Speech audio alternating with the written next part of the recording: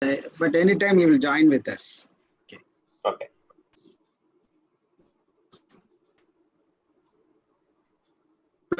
Good evening to all in this program, National Webinar Series 3.0, jointly organized by Department of Applied Geology, University of Madras, and Disaster Management and Rehabilitation Trust, Nagarkoil, Kanyakumari District, Tamil Nadu.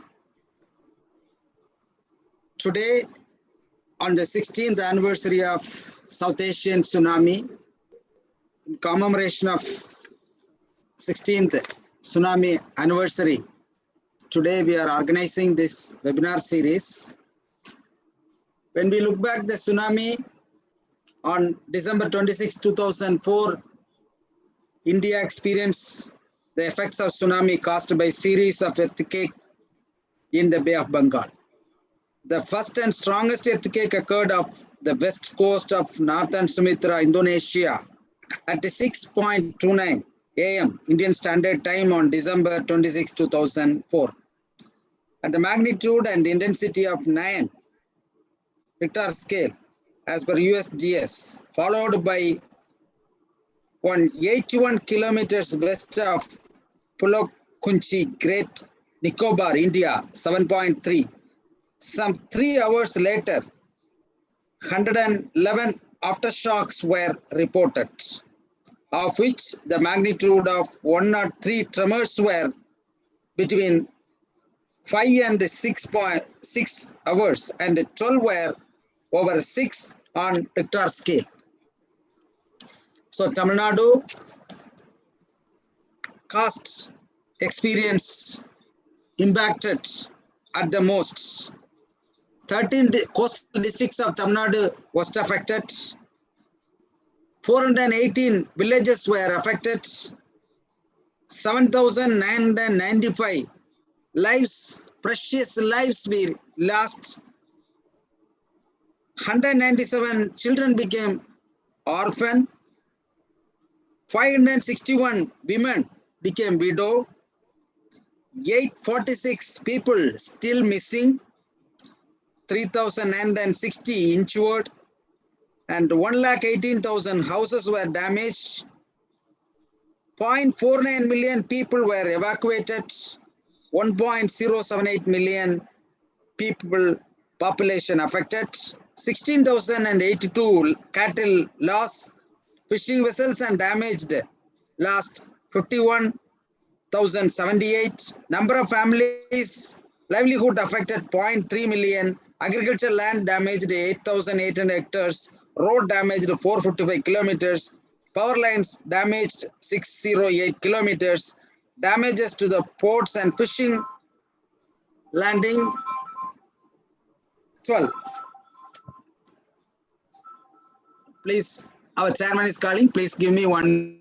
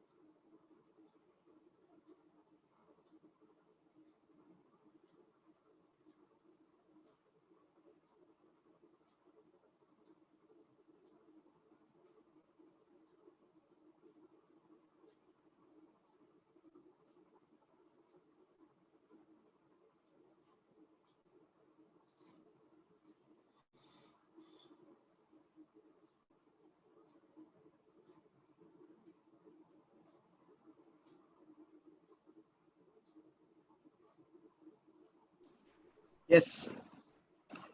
Welcome back, friends. Our chairman will be joining for opening remarks. As I said, he is flying abroad tonight. Still, he is always connected with us, guide us.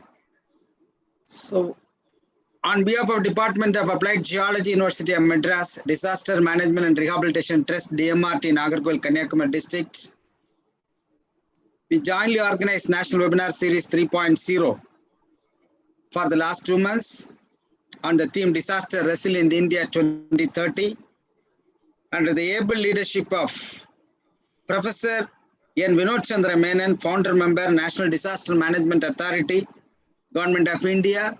Sir was formerly with UNICEF. He has contributed a lot for preparedness of India. All the NDRF, all the SDMAs, DDMAs today we are experiencing is the brainchild of Professor N. Vinod Chandra Menon ji.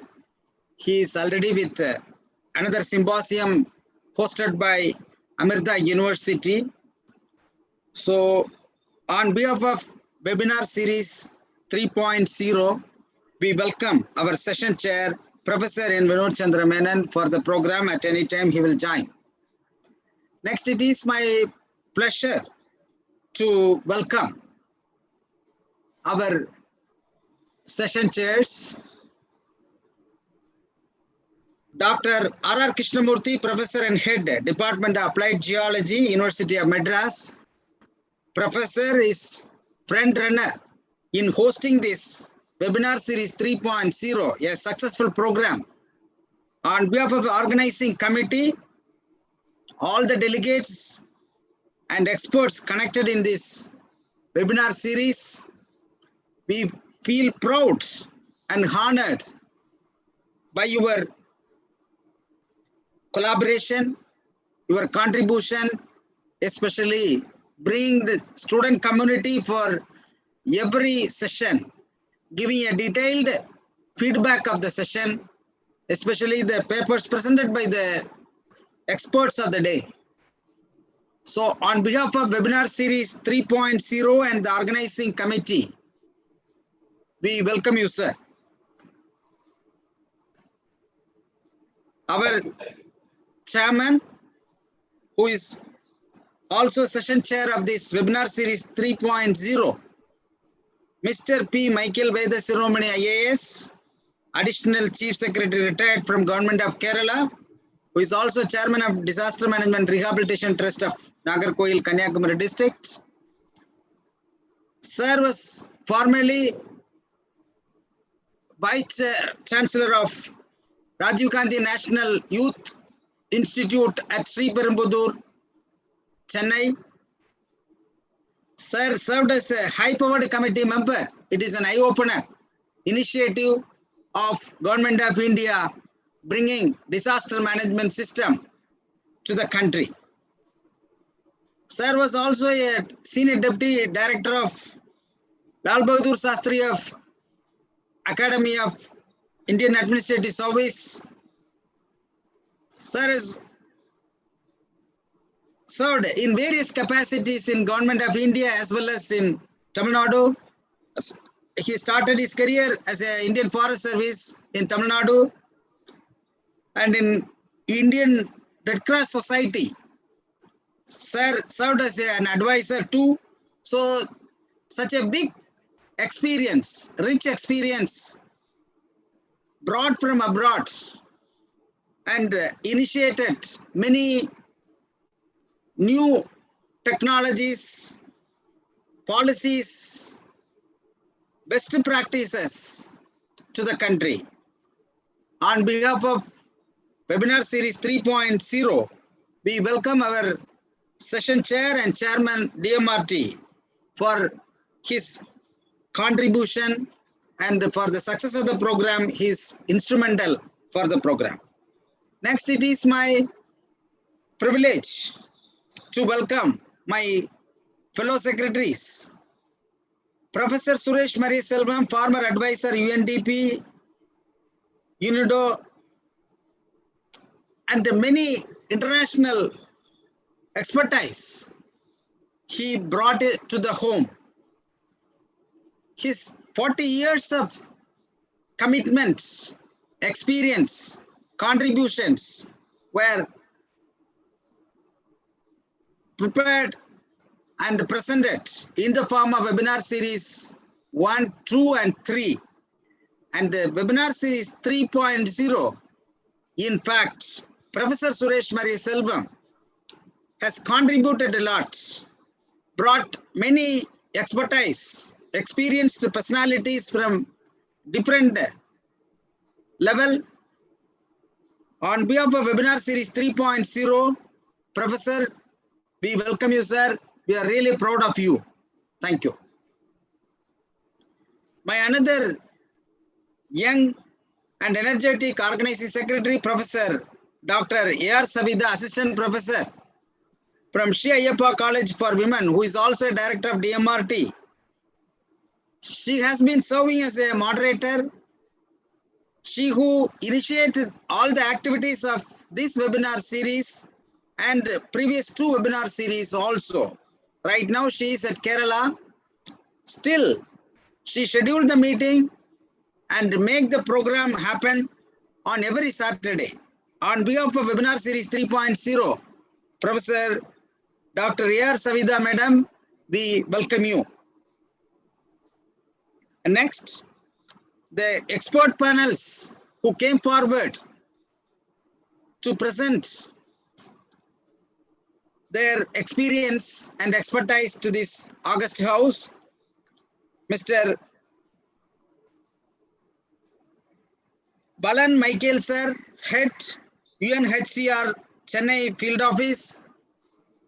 On going through his profile, his contribution to the community is highly appreciable, and your rich experience and expertise will definitely help and support to the delegates present today. And on behalf of webinar series 3.0, we welcome you, sir. Another panel of experts, renowned Dr. Nanda Kishore, Professor and Head Department of Geopolitics International Relations from Manipal Academy of Higher Education. He joined with us on behalf of webinar series 3.0 and the organizing committee. We welcome you, sir.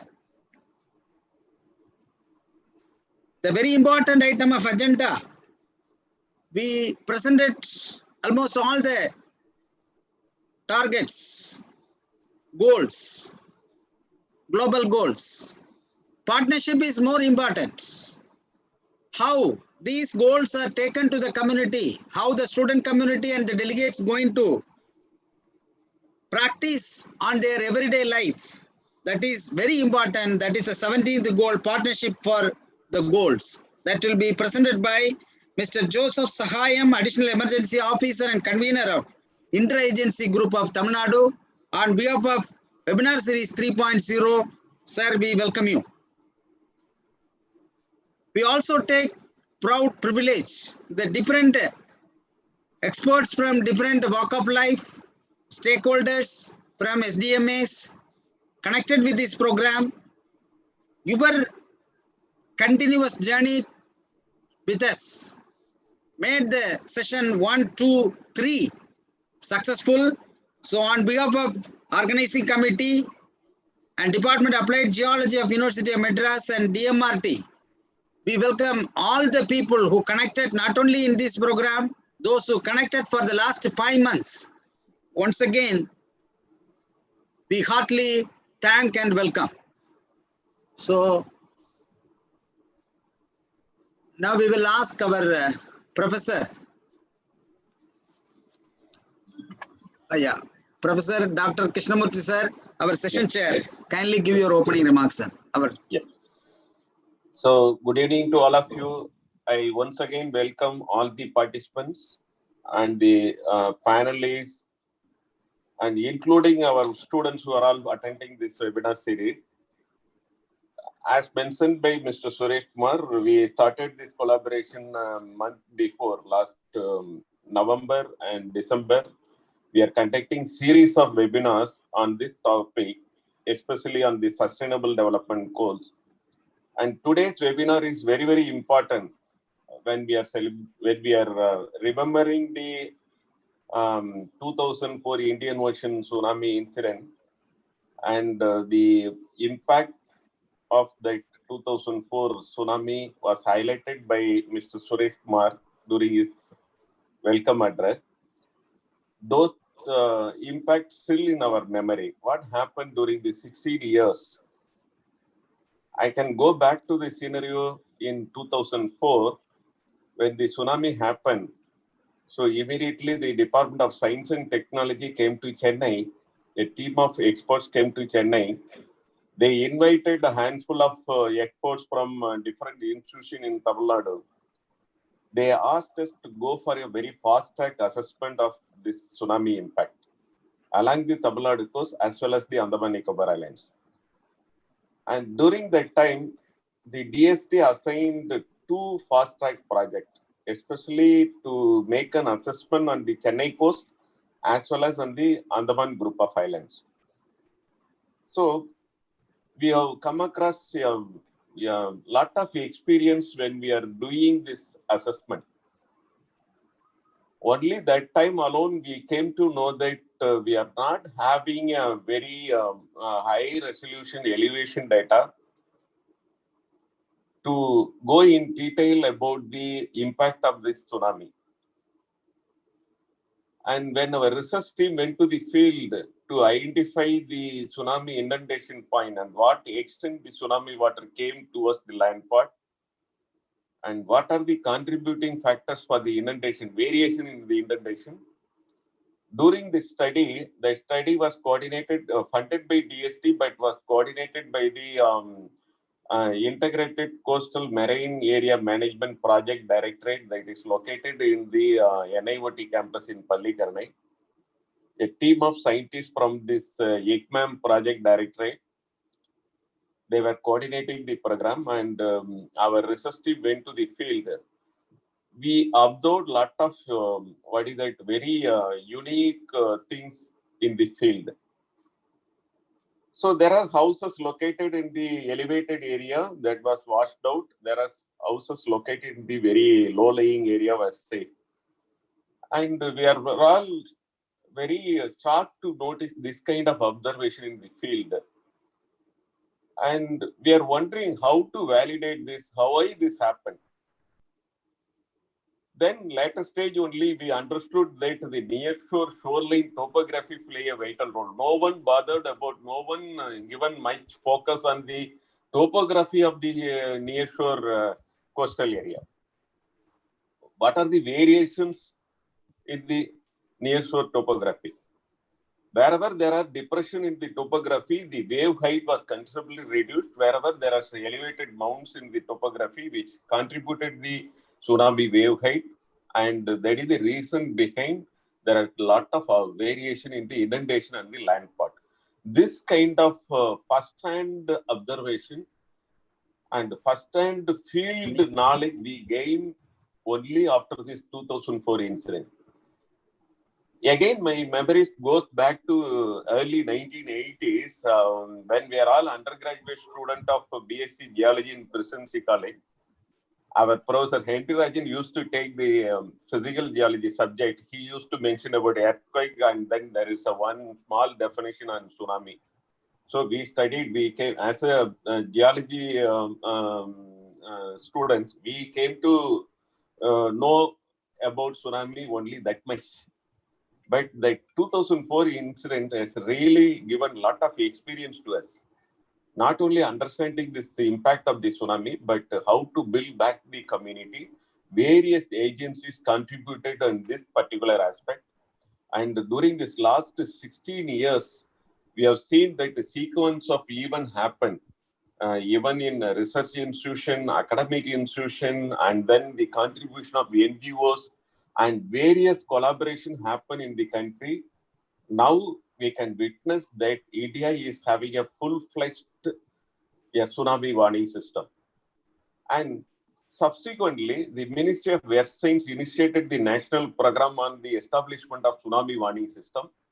When my research team participated in this national program, I am very proud to mention that my research team contributed in the very core part of the tsunami model in preparation. How to prepare the tsunami wave model, just inputting the earthquake parameters. That was the task given by the Ministry of Science to our research team, and the research was being carried out. And that time we really felt that we need very strong national level collaboration as well as the international level collaboration. When I sent a series of mails across the world, different institutions, different experts, there is an institute for research and development in Paris. That is a consortium of universities in Paris, and the director of that Institute of Research and Development, he given a reply mail that Professor Krishnamurthy, I am deputing one of our scientists to Chennai. He will be stay with you for 1 year in your institute. He will train your students how to prepare the tsunami wave model. So that kind of support, international support we received. That is the starting point. We initiated a series of collaboration with Kyoto University in Japan, and our collaboration under the India-Australia program with the University of Melbourne, so on. So there is a lot of collaboration happen, and various field-based projects we carried out. Not only the research and development part, but especially in the training and capacity building. The UNISTR under the European Union Commission funding, they given the task to prepare the training modules which should be used to train the school students up to the decision making level in India, and 2 specific training modules for the Maldives. So we prepared the training modules. We conducted training on this community-based coastal management, disaster management to the end user organization in Maldives. I went there and conducted series of training program. So likewise, the series of training and capacity building activities happen. Now we know that even a layman can understand what is the impact of this tsunami. So that level of awareness and that was created among different levels. So these are all our contribution, and we can list. There are so many achievements made by so many individuals and institutions across the country, across the world, and definitely this is the a wonderful experience for everyone that we are in a position to face any kind of disaster situation. Even whatever we are learning from the post-pandemic situation, this is also a learning experience for us. Definitely the community, the organizations, the experts will be prepared to meet any kind of eventuality like this, the pandemic situation in the coming years. So with this, a few remarks, and really that every Saturday is really a learning experience for for me as well as for my student team. They just completed the disaster management elective course on 21st. Still, I asked the student to attend the last webinar series, especially today. This is going to be a very, very important day, and we are having 2 or 3 panelists with us. They are going to share their experience and different aspect of disaster management. And it's not only the geological point of view, and our students should get more information about the community aspect as well, the social dimension. There is a very, very important part. Whenever I talk about my specialization, I started my career as a geologist, but I specialized in the satellite remote sensing technology. That was my PhD, was the first PhD in the field of satellite remote sensing from the Anna University College of Engineering, Guindy. But I transformed myself as a social scientist because I involved in this kind of field-based projects. So my specialization is something like a meandering. I used to say it's a meandering of specialization. So wherever the opportunity is there, I will take a turn and I specialize and I used to contribute. So with this message, I welcome all the participants for this webinar series. It is really going to be a learning experience for all of you. And we are really looking forward to listen to the panelists. And their vast experience, what they are going to share with us is really very, very important contribution. And that is actually, I have to thank the persons behind organizing this webinar, like especially Mr. Suresh Kumar and Dr. Sabita, and that main pillars like Professor Vinod Chandra Menon and our Michael sir. They are the real driving force for us to conducting this kind of webinar series. And I used to consider Professor Suresh Mariasalam as a global manager. So whenever I talk about any subject, any need of any resource person, my phone immediately go to the Professor Suresh Marian Selvam. I need this help. Then the next moment I will get a feedback, and not only the feedback, he will go into action that say to that person is connected to me. The things are happening in the right direction. That is his involvement. That we really honored to have such committed people whenever we go for this kind of collaboration. And not only for that, any academic help, I used to contact Professor Marian Selvam. These are all the really last 2 months. I thoroughly enjoyed each and every webinar series, and then these are all the people behind this. But my role is very limited, only that bringing my student community to attend and ask them to give a feedback. Likewise, today also there is one student is very, very particular in giving the feedback, because they said the webinar series, we won't believe that the 2 months webinar series strengthened their understanding on the subject thoroughly. It is not that only the visual mode of learning through our online classes, but the webinar series really contributed and understanding subject thoroughly. 35 final year MSc students, another similar number of first year freshers MSc students. They are all throughout this webinar series, they are all gained a lot of understanding from the speakers, especially the panelists who has delivered a very wonderful presentation. So with this small opening remark, I leave it to the forum, to the panelists to take it forward. Thank you. Thank you very much, Professor, for your rich contribution, especially scientific contribution. During post-tsunami, you have associated with many global level expertized universities, and you supported Tamil Nadu, Government of India, especially NDMA, and our neighboring nations. And you said our Professor Suresh Marian Selvam as a global manager, a small correction with the permission of chair. Global crisis manager. Global crisis. Whenever there is a crisis from any part of the world, he can able to find solution. So we pray Professor Suresh Marian Selvam should be active, well and healthy in the coming days. I still remember Professor Krishnamurthy and myself used to go together when we were preparing the guidelines after the tsunami. And that time, Anuj Sharma was the Revenue Secretary. So we all went together, and then we are spending time in Delhi in preparing these guidelines. Of course, after that, so many amendments have come. And that was the time. And second thing is when we started working on child-centric disaster risk reduction and the school safety, that is where again we had collaboration, started working on it. So these are all 15, 16 years. Still, we are keeping like tsunami memories. The collaboration and Sahayam is also there. Joseph will give it over there. And Nanda Kishore, I met him, Professor Nanda Kishore in Calcutta, during the Calcutta Research Group meeting in 2011. And Mr. Valan, when he was the manager for ADRA, now he's heading UNHCR. This collaboration should continue because everyone, and secondary process said I have a limited role, but the message, what we are planting to the students is an investment. We are making the students and we are investing on them because they are the national builders, and we have a big responsibility to do it over there. And that way you have a big contribution, Professor. We are very thankful for joining and bringing University of Madras banner into DMRT so that the attention of the university stand over there is a subject called disaster management should be considered as an important topic. Thank you very much. Chairman is waiting. Thank you. One more thing, Professor said that is very vibrant message. Our students are resilient. So one step ahead we feel. DMRT and University of Madras feel that one step ahead our student. When our students are resilient, we can face any challenges in future.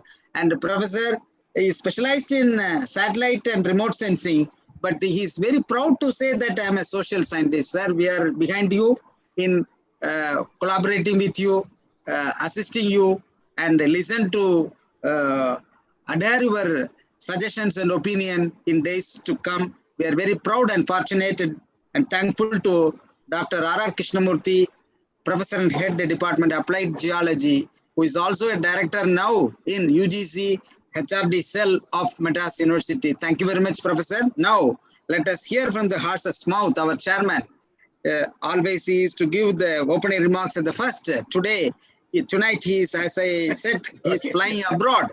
He has lot of commitments because he is today everybody is connected emotionally. Sir is also connected emotionally because I think he is going to meet his daughter. So always, so we cherish all the memories, and on behalf of DMRT and University of Madras Webinar Series 3.0, we request our chairman sir kindly give your opening remarks. Very good evening to one and all. It's such a great pleasure to listen Professor Krishnamurthy, because Professor Krishnamurthy was telling he's like a student. I would say any disaster specialist is a multi-sector specialist. I think I would put Professor Krishnamurthy also into that. Basically, geologist, remote control, then I think sociologist, then you have effective administrator. So a person who is always doing disaster management has to be multi-sectoral. That's what I think we have got, especially like Suresh Maria Selvam with rich experience, and also the other speakers. There was some delay from my side. I think Professor Vinod Menon is also, because of the fag end of the year, there are some commitments here and there. So excuse me for the delay, and then it's such a great pleasure to be here. When I think it of, because it's also, we have got specialists, Dr. Sachidananda, Michael, I think it's always a pleasure in every seminar I meet some new persons, new experts. That adds to our friendships and also strengthening our networking.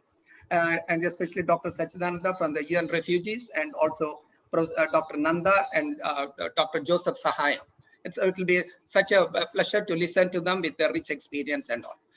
Today, being a 16th tsunami, I was just thinking of my district, to which because soon after that tsunami, I traveled from one end of the Kanyakumari district to the other end to understand what is tsunami and its impact and all. Of course, the biggest shock for me in terms of disaster was Bhuj earthquake. After that, this was the second biggest shock.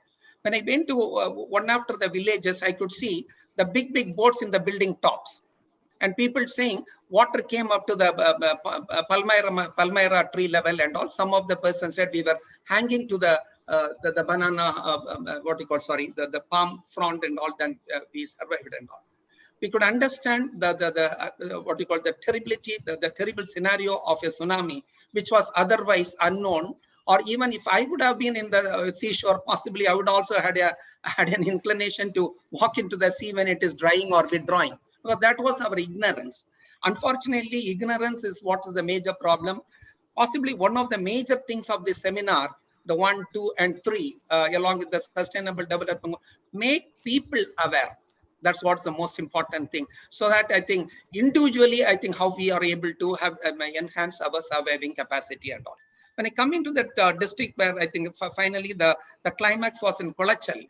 The Kolachal, I think some of you must have already visited. I think that is the church where I think people assembled and the water entered. I think if I remember 300, 400 people, I think just, left this world and all. I think still there is a big memorial. And whenever I pass through that, I just go there and just bow my head, because such an youngsters who had a long life to live. But I think even after taking Abhayam in a church, possibly they could not be saved. That is a scenario. So what is the lessons which we learn when we, like Professor Krishnamurthy sir was saying, there is a lot of, I think today, I think there is a what you call international collaborations, bilateral agreement, and any bilateral agreement, any international agreements, the first and foremost target comes is one is the disaster management.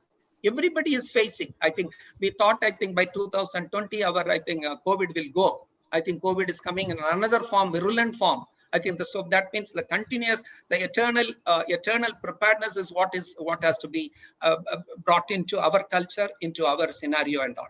So when I looked into particularly the Kanyakumari district and the contributions of the people who have suffered, I think today, I think there is one boy, I think just wanted to say to you, because he's also an youngster, Edmund. This boy had to go to an interview after the tsunami, and his house was also washed. And many of his relatives, I think, also, I think out of the 800 people, I think the people who died there, I think some of his relatives are also there. He went through the civil services, but couldn't make it. But I still remember how much terrible scenario he passed through it and all. Today, I think unfortunately he has got another commitment. Otherwise, we wanted him to be here, but Edmund would not be. Maybe at some later point of time, I think he'll be there. Now, coming to, I think, like Professor Krishnamurthy said, I think because of the collaborations, because of the advance warning, because of this, I think 12, if I remember the 12 nations, there is a collaborations, etc. I think our preparedness at the national level has really enhanced, certainly in terms of information and communications, etc., etc. But at a community level and individual level, I think I presume, I think we cannot take for granted, but I think we are comparatively better prepared is what we feel. But at certain aspects, I think we have to, it is not like that we are prepared and we cannot leave it like that. We need to be, when I think like when you are observing the 16th anniversary, we have to, the district administration should have been, at least should have looked into and say how much is the preparedness in case a scenario comes. The last cyclone, we managed it well, thanks to only the least minimal death. Hats off to the Tamil Nadu administrations and the leadership and the active participation. Similarly, in the coastal areas, I think especially our fishermen, they are one of the toughest. I've seen their toughness. I think they were the saviors in Kerala floods of 2018. It is they who saved lives.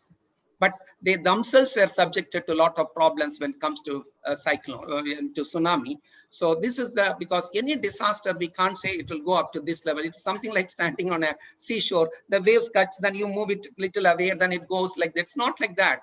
Disasters sometimes come so in terrible scenario. I think our preparedness becomes very, very small. So I think like always, any disasters has to be faced during, not during the disaster time. It is during the peace time, during the normal time, what we could do it and all. When I look into Kerala, because that also has faced some part of it in Kollam district and all, where I think 168 people died. Comparative to that, I think in terms of rehabilitations, etc., I think I would say in any standards, I think Tamil Nadu need to be improved. There is no doubt about it and all. I think, so that is one part which I want to observe. The second part I want to observe is about the AVM canal. The AVM canal was one of the death traps for lots of people in the tsunami. Even at some point of time, Mr. Gagan Bedi, I think I told him, I think this is, I was very quite surprised. Why is this AVM canal could not be restored? Because in the entire tsunami, if we are not able to restore that AVM canal, it is something fundamentally for me, that is something which we are leaving a gap. So I would still see possibly as part of our recommendations to the district administration and to the state of Tamil Nadu, we should say, please, I think, because we cannot another sacrifice, another, we don't know, I think, God forbid, there will not be tsunami, but I think we cannot afford to lose lives. So we need to look into that, and that this AVM canal has to be restored. Some people here and there would have been encroached at all, they need to be compensated, etc. But nobody should be deprived. I think they should be done. I think that is something which we have to think it of is in my mind. And certainly, I think year to year, I think we are gaining. Year to year, there is an improvement. That's a great things to happen, because like the peace and I think peace and justice. I think only when there is a peace, I think there can be development. Because Jammu Kashmir, why there is no development, there is no peace. That's exactly. Now in the central tribal belt, we don't have got peace, so there is no tribal development at all. So this is something. Disaster also comes and disturbs our peace. So, but then we have to be prepared in such a way so that at the fastest time, I think we should be resilient. That's what we are planning, to make the country resilient. I think we should make every individual resilient, and the society and the district more resilient and all. I think thanks for the great opportunity. I bow my head to all those who have lost. I think if I remember internationally, I think more than 2 lakh people we sacrificed. I think Kanyakumari district itself lost around 800 people. I bow my head and pay my respects, because they would have been living today, but due to some limitations, I think they are not with us today. I think now we as a people who are living today, possibly with responsibility. Let us do something better so that we can tomorrow face any challenges in a much more better and efficient way. Thank you very much for this great opportunity given to me, and especially to all that both Suresh and Savita and Suresh Maria Selvam Sahab was always telling. I think I can't think it of that 2020 we are ending this disaster management seminar. I think with collaboration with others, certainly we shall be able to carry forward. More than everything, like Professor Krishnamurthy was bringing his students, because making awareness. When I was in MSc, I would not have known disaster at all. Even spelling, I would not have studied. But today, I think, thanks to Professor Krishnamurthy, your students, when we hear their feedback, they're equally competent like a professor. So congratulations to you to bring in the young minds, and you for your leadership. Thank you very much. And maybe the 2020 disasters will let us learn. And when we enter into 2021, I wish every one of us and everyone who are associated and the country and the humanity all the very best. And I'm really, like Professor Krishnamurthy said, I also every Saturday we really enjoy. I think there's lot many things to learned a lot, and still we look forward to learn. Thank you very much. I also join in Professor Krishnamurthy and inviting and welcoming our experts, Dr. Sachidananda, Dr. Nanda, and also Mr. Joseph. Thank you very much for this great opportunity given to me. All the best. Thank you. Thank you very much, sir. Thank you very much, sir. As usual, you encouraged us, and opening remarks, really an eye-opener, as usual. Sir told that around 33 tsunami-affected villages, he just had a transact walk that is 72 kilometers coastal belt. He traveled and visited almost all the coastal habitation and had the sea is believing. So it is still a black memory. Sir has just briefed us. And lesson learned part internationally and nationally, we are prepared. Community level, are we prepared? That is a question raised by you, sir. That CBDRM project, Community-Based Disaster Risk Management Program, introduced with the support of World Bank of. That was a very successful model. As our Professor Suresh, Krishnamurthy sir said that early warning towers were erected, and we should see whether it is operational and whether we will get last mile connectivity during tsunami or any incidents in future like cyclone and many other things. So thank you very much, sir. We are very fortunate to have you as our session chair and our chairman of DMRT, encouraging us, guiding us, guarding us. So on behalf of entire webinar series 3.0 and the delegates and experts, we wish you a bond. Thank you. Thank you. Let your travel be comfortable and your purpose be travel will be fruitful. And wherever you are, hope we will get connected in the future. Thank you. Thank you very much, sir. We are very proud. Yes, sir. Yes. Now it is my responsibility to invite our global crisis manager, as given by the Professor Krishnamurthy sir. Professor Suresh Mariaselvam sir will be introducing guests, and we will pass on to technical session now. So thank you, Suresh sir. Thank you, Chairman sir. Thank you, Professor.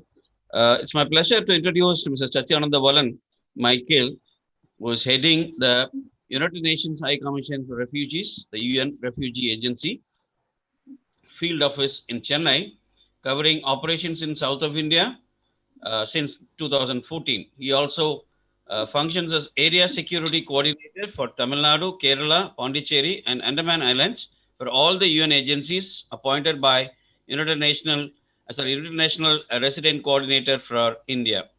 Prior to this, he was working as Project Director for an international NGO and has led the operations in southern India. He had also served as consultant to Government of India, Government of Tamil Nadu, various international funding agencies, international NGOs, and corporate foundations. He has done post-graduation in social work, medical and psychiatry at Laila College, Chennai, and has undergone a course on international forced migration at Refugee Study Center, Oxford University. He has been working in the field of humanitarian work for more than 15 years. He is an alumnus of the International Leadership Exchange Program of US State Department. So it is my pleasure to welcome Mr. Sachidananda Valan. But after having such a wonderful introduction, don't think he looks like one of the geology students. He is so humble and is very friendly. And students, please, in case in future, if you want to have any kind of coordination or feel support, don't feel hesitate. Kindly contact him. He will give us all his support, and we want many of you to come into the UN setup and give your best for this national building. Thank you very much. Mr. Valan, this platform is yours. Thank you. Thank you, Professor Suresh Mariasel, sir. Now we will invite Mr. Sachidananda Valan Michael, Head UNHCR Chennai Field Office, sir. Forum is yours. Hope I am audible. Yes. Yes, yes. Okay. Thank you so much. So it is now, this session is part of my holiday vacation plan. I am being compelled and also motivated to be part of this wonderful session. Otherwise, I would have missed to meet the very reputed and renowned persons, the names that I have been kept on hearing for a while. So thank you, Professor Suresh Mariaselvam, for this wonderful opportunity. And so with all my great regards to the chairpersons and persons behind DMRT, and also my fellow panel members, my friend Joseph Sagayam and Professor Nandakishore. So thank you, and without much ado, I will just share my experiences, because the topic that was given to me is on the SDG 16, that is peace, justice, and strong institutions. So this is a quite a tricky topic for me, being part of the UN organization, to deal with. But again, because the way that the refugees are being dealt, and the way that we want as a one UN to deal with this particular SDG, that is in terms of promoting peaceful and inclusive societies for sustainable development, and provide access to justice for all, and build effective, accountable, and inclusive institutions at all levels. So I would try to be little precise in terms of sharing my observations in my work, as well as some of the challenges that we continue to face. So in terms of one thing which really struck my mind from the previous speakers' discussion points is about the word ignorance and learning. So obviously, many a times we are ignorant, and we may even try to justify that as a bliss. But in terms of when it comes to the humanity or disaster management, or in terms of building up peace and justice in the world that we live, I think we cannot afford to be ignorant. So ignorance is not going to be a bliss.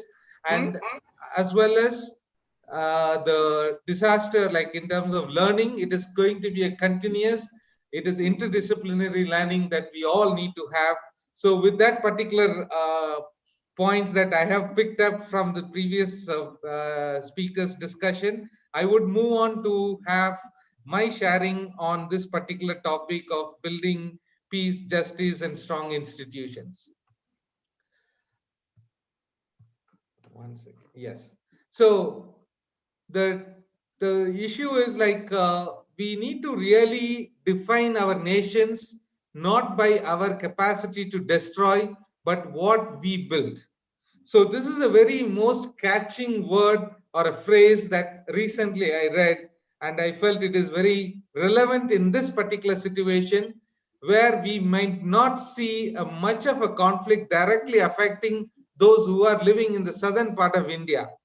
But when we travel, or when we keenly look into or observe the situation, what is happening in the other parts of India, or with our neighbors, or across continents, I think we can definitely say that, and everybody will be in agreement, that we are not living in a world where there is no conflict, there is no specifically like impact on the human life.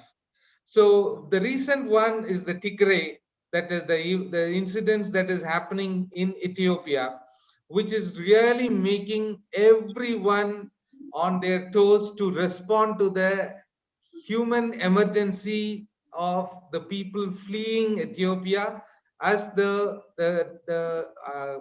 state actors and the non-state actors are trying to fight each other through an armed conflict, and that is really creating a lot of impact on the human life, which we do not really see it from the distance. But when the time comes, it is going to be a disaster even for us as a global citizens in the globalized world to respond. So I take this particular word as a foundation or a kind of a cornerstone as I build my presentation in this session. So as I said, like, we need to have a peaceful world to be built. And what are the indicators that tells whether we are at peace or we are having a justice being established or accessible to all the humanity? When we look at this particular charts and the figures, I'm sure that everybody would agree that there is close to 80 million forcefully displaced people worldwide at the end of 2019. It does not really include this year. So almost we are on the after 12 months. But when we are looking at this particular statistics, we can definitely agree that we are not living in a world which is really providing what is due for every human being as per the law or the principles which the governments have agreed and which is being established through different institutions for implement. So in that situation, we are seeing 79.5 million individuals who are fleeing different parts of the country, in the world, and moving to another parts. So in which we need to also take a recognition of the specific situations of 26 million refugees. And the 26 million refugees that I personally, the organization that I work and I am engaged with, that is the organization responsible for this 26 million refugees. To say that in 1951, this UNHCR was established through a United Nations General Assembly resolution. It was established with the mandate for protecting refugees and solving the problems within a period of 2 years. But the 14th of December is a commemoration day where we had it is a 40 years of anniversary where we have to really say that our mandate is not yet over, despite the repeated and a strong support that we receive from different parts of the different governments from the different parts of the world. So what I am trying to say here is the problem is not solved so far, and instead we are seeing the problem is being multiplied. So there were a situation where the conflicts were between countries. Now the situation is the conflicts are happening within groups inside the country. So basically the system of United Nations systems to respond to any armed conflict when it happens within a country may be looked at as an infringement of the sovereignty of a particular country, which as a UN by principle cannot intervene unless and otherwise the government, the particular state, the particular country has their own mechanisms to deal with that. So basically, with that understanding only, this SDG 16 has been implemented or has been proposed and agreed by the different countries under the 2030 agenda of the UN to create and to strengthen institutions that can really work for peace and justice for all the global citizens of the world. And moving on, just to kind of a cite and another statistics, that it used to be 10 years ago, there were 8,500 people fleeing their home due to war or conflict every day. But nowadays we are seeing 44,400 people fleeing their homes every day, which we can really think how good, how privileged, how nice we are in a good situation. But the other side of the reality is that 44,000 people in a day have to flee their home. And there is also another statistics which says if a person fleeing their home or the habitual place of residence, it takes 7 years on an average for them to come to a best favorable situation when it is established back in their homes, which most of the times it doesn't really happen. So this is this kind of a situation where we are living in, and where we are seeing a more number of displacement, and which really calls for us to implement or to look into more specifically attentively this particular goal to be achieved. And we need to see what is the role that we can play in ensuring that this particular role is achieved, as far as maybe academician, or maybe as a bureaucrat, or maybe as an activist, or as an NGO, as a civil society partner of the government, or maybe as a student leaders and the students who are learning to become leaders. So here is a small cartoon which has been published by the UN, which talks about 6 specific goals or indicators or targets to be achieved under this particular goal of peace and justice to be accessible for or strengthening the institutions. So what it talks about is end all forms of violence. So basically armed conflict causes mass displacement within countries, across countries, and it is a humanitarian crisis. And it really brings back or pulls back all our developmental efforts. So basically, we need to really see that all the forms of conflict or violence is ended. So basically, it is not about a conflict means the terrorists, or probably it's a country or between 2 groups. Even the violence that happens in a normal society that we live, basically the crime, the gender-based violence. So there is a statistics which says nowadays there are more young people between the age of 18 to 29 are the ones who are involved in homicide. That means like killing others, murdering others. So basically this shows what kind of a world that we are heading and what kind of a role that we have to play.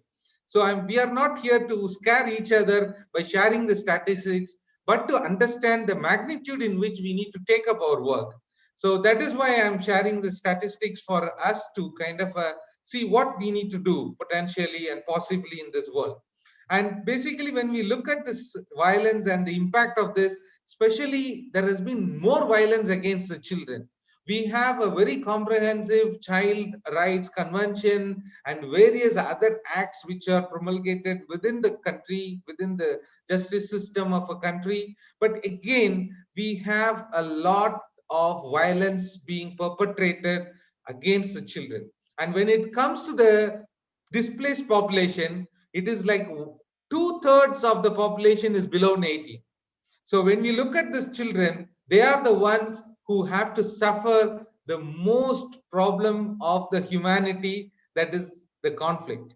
And they are the one, not the one who are party to it. They are not the one who wants the conflict to move on, but they are the ones who are the easy target. So it is our responsibility that our children, our future generation have this particular peace and justice, access to justice through the strengthened institutions.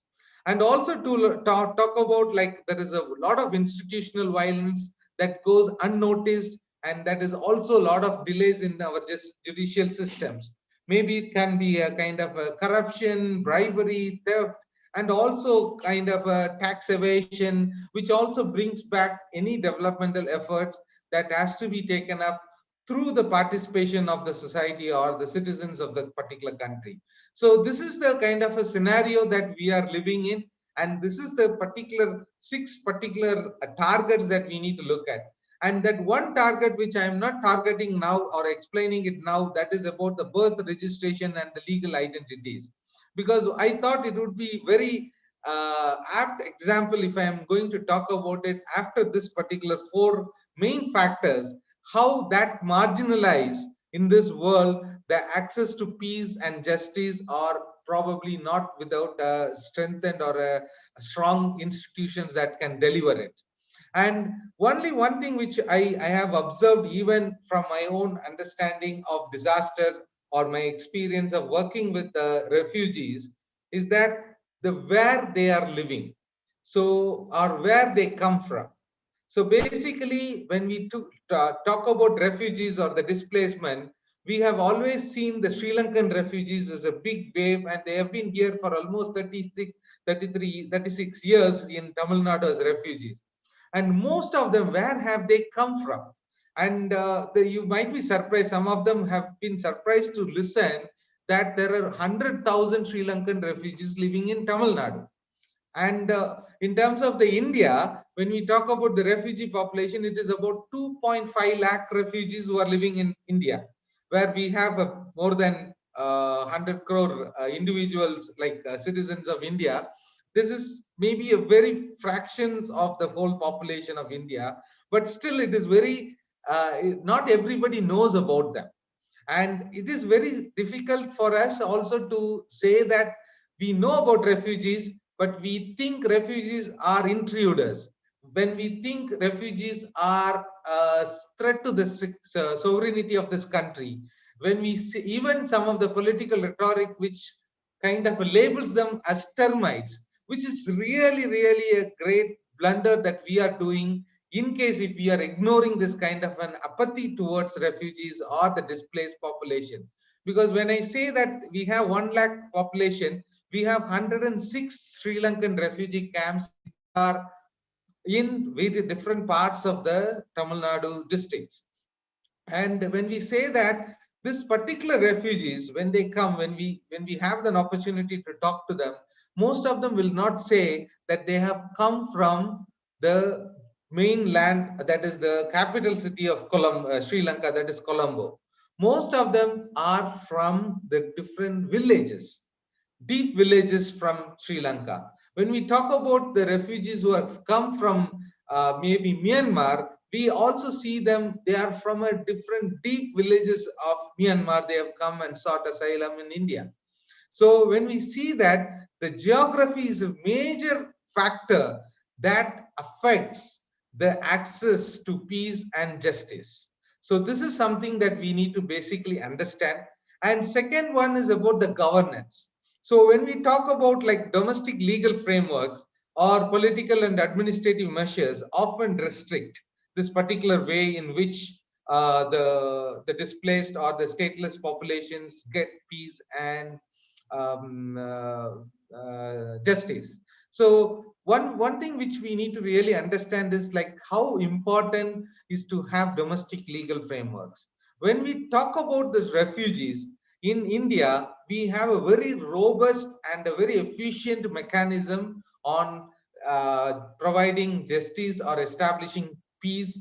As far as we know, we have like a Human Rights Commission, National Human Rights Commission, we have State Human Rights Commission, we have National Commission for Women, Children, Dalits, Tribals, and also we have different commissions and which are all implemented through a domestic law.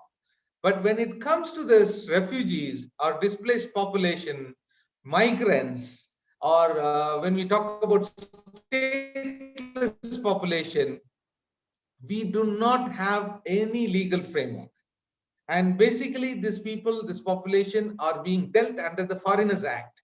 And to say that there is no specific definition which are available in our domestic constitution or in our domestic law. But thankfully, the governments of India and also the high courts and the Supreme Courts have always made sure that the international law, in the absence of domestic law, has always prevailed over to safeguard some of the rights. But of course, how many people can go access the courts of law at the higher level? So when somebody comes from a deep village, how do we expect that person to be highly aware or highly literate or educated? So we cannot, and including the economic disparities or economic differences that these people have who come seeking asylum in terms of saving their life, their precious life, how much this kind of courts can be accessed, the justice institutions can be accessible. So this is something that we need to also know. And again, political rhetoric, of course, I am limited as a capacity of as a UN employee to talk about so much about politics, but politics is something that we need to really be aware, because many of the times the political rhetorics derails any progress that one can make in terms of advancing the peace and access to the and strengthening the institutions for this, particularly the marginalized displaced population. And when it comes to the status, in the absence of legal frameworks, in the absence of legal assurance or a guarantee for peace and justice, the status of refugees is very, very unstable and uncertain. So some parties or some government may like to tolerate the presence and provide some assistance, but when it comes to the another party which comes to the power in any democracy, they may like to kind of withdraw such privileges or the opportunities. So in terms of, it is only as a host government, a particular government may decide to give and may decide not to give. So there is no particular word or a particular access to rights. So the basic human rights is kind of something that it is favored, and it is not basically a kind of the right that comes because they are also human beings. And the first thing that is affecting is the identity document. So nowadays we are in a world where we are governed, and after the COVID situation, we are more of a what I would say like a digital world. But again, in the digital world, we need to have identity documents, and this identity documents gives us a lot of access, even to take up a travel, even to take up a permit for during a lockdown of COVID. When we apply for a permit to travel for family or emergency reasons, this becomes one of the things. And maybe I do not know what is going to happen when the COVID vaccines are going to be implemented, and probably if that is going to be asking for some documents, and how many refugees are having these documents or can avail a document which is issued by the government of the country where they are living in. So this is something which is a greater disadvantage. And even to an example, the children, almost like in India, I was talking, there is a group of refugees, like around 20,000 of them, and who do not get their birth certificate. The children, their children are not getting the birth certificate issue, even though the birth certificate under the different regional as well as international obligations of the government, it has to be provided, because it is a civil vital registration system is there, the CVRS. So under the CVRS, how many children they can get the birth certificate without a particular document which is predetermined to be necessary to apply for the birth certificate. So these are all some of the complex situations this particular community or the group of marginalized and the displaced people undergo. And of course, I was talking about the vulnerability. They are multiple vulnerable because they come from poor households, and they are out of just a shock from a conflict, and they do not have adequate legal and social protections.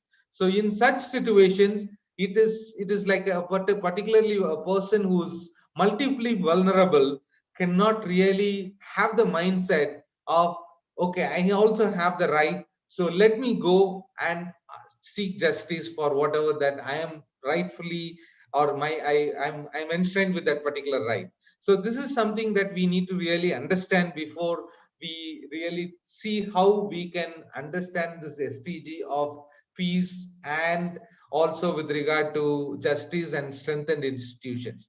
Of course, these are all some of the challenges. As challenges is always there, we have a particularly an easy way to deal with it.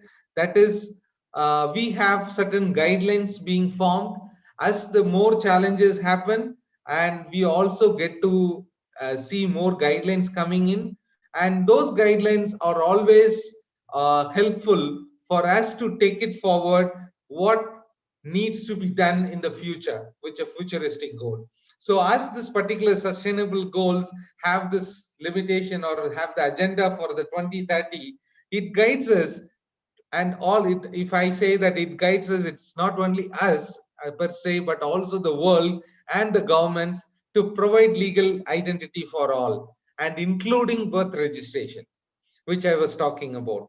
And there is also another particular indicator in the SDG 16, under the SDG 16, it says that we need to measure the progress. And then we need to really look at, there is a one particular indicator that starts saying that percentage of children under 5 whose birth have been registered with the civil authority, and it is disaggregated by the age. So when we have this level of data, I'm sure that everybody will be included and everybody can access the systems and the institution. So this is something which we need to really, which we are taking it up, as much as the challenges poses with the new additional issues or concerns, but the same challenges also makes us to think about how to resolve or how to solve certain things through developing new frameworks for us to address those challenges. And especially when I'm talking about like this 2030 agenda of the SDG, the Sustainable Development Goal, there has been no explicit references to stateless persons. Stateless is something which is a very unique situation where a person is not recognized to be a citizen in their country of origin, and also in their country of asylum, where if they have sought an asylum.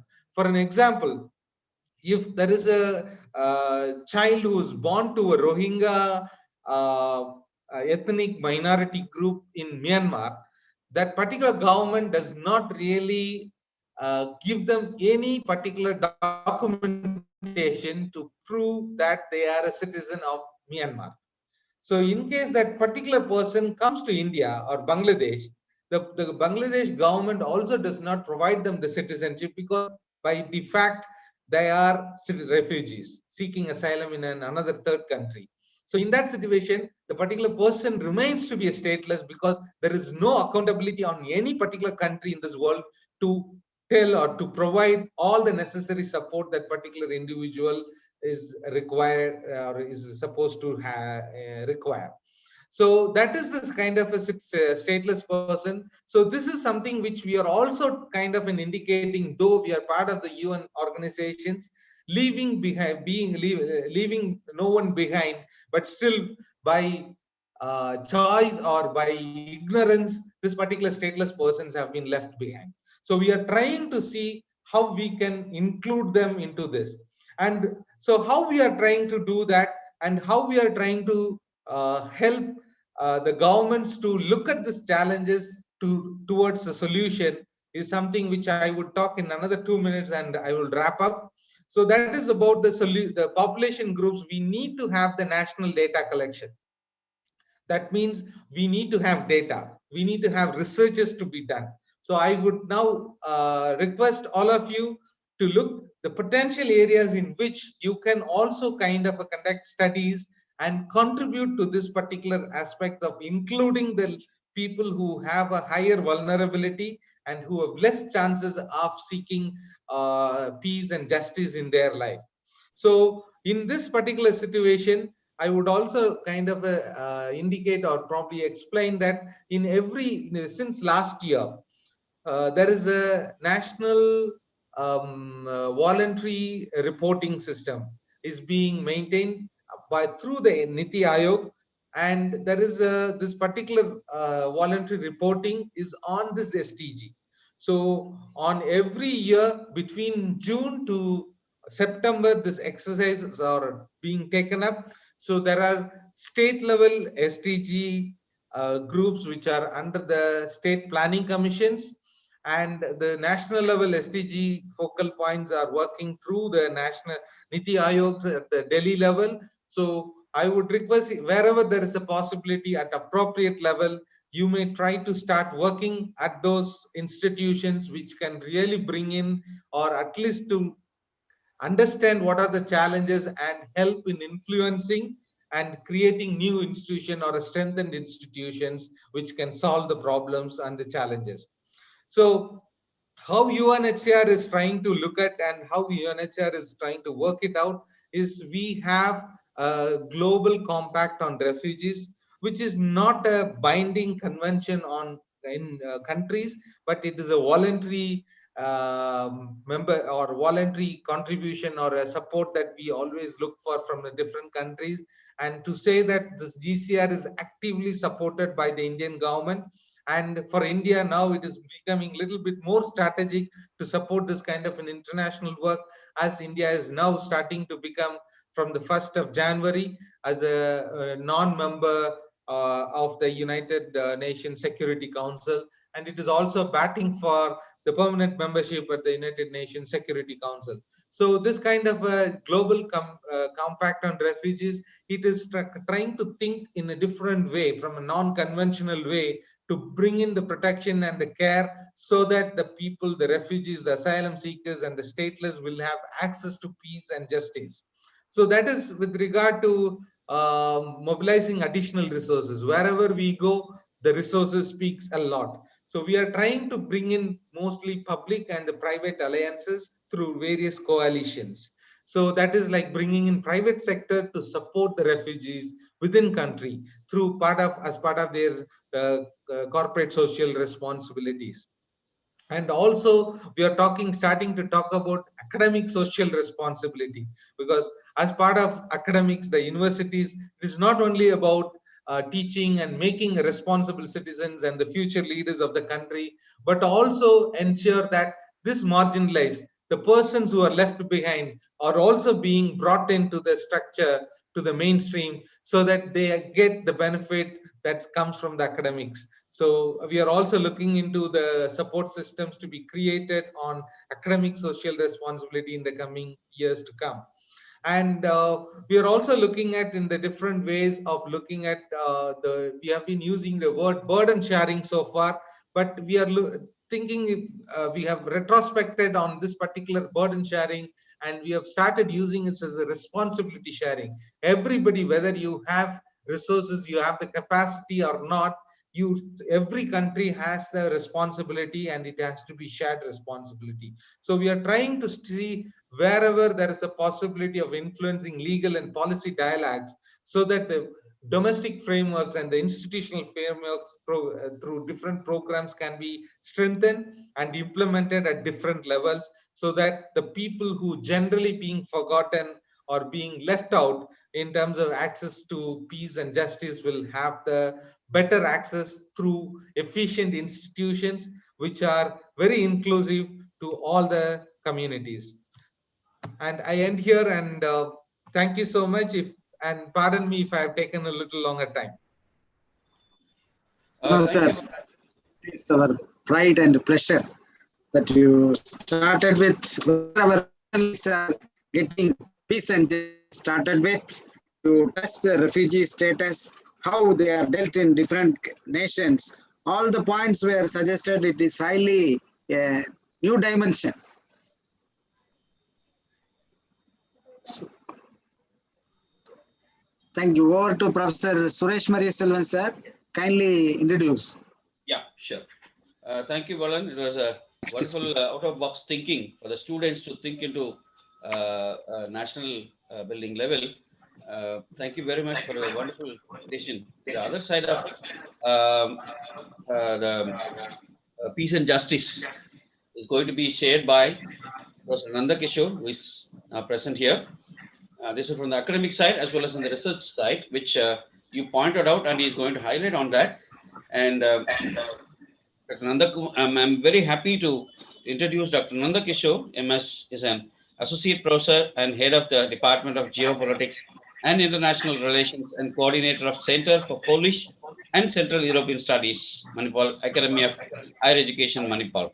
He holds an MPhil PhD in Political Science from Hyderabad Central University, Hyderabad, India, and completed a postdoc at the University of Leiden, Netherlands, with Erasmus Mundus Fellowship from the European Union. He has been teaching geopolitics of West Asia, India's foreign policy, concept of war and peace in geopolitics, terrorism, and asymmetric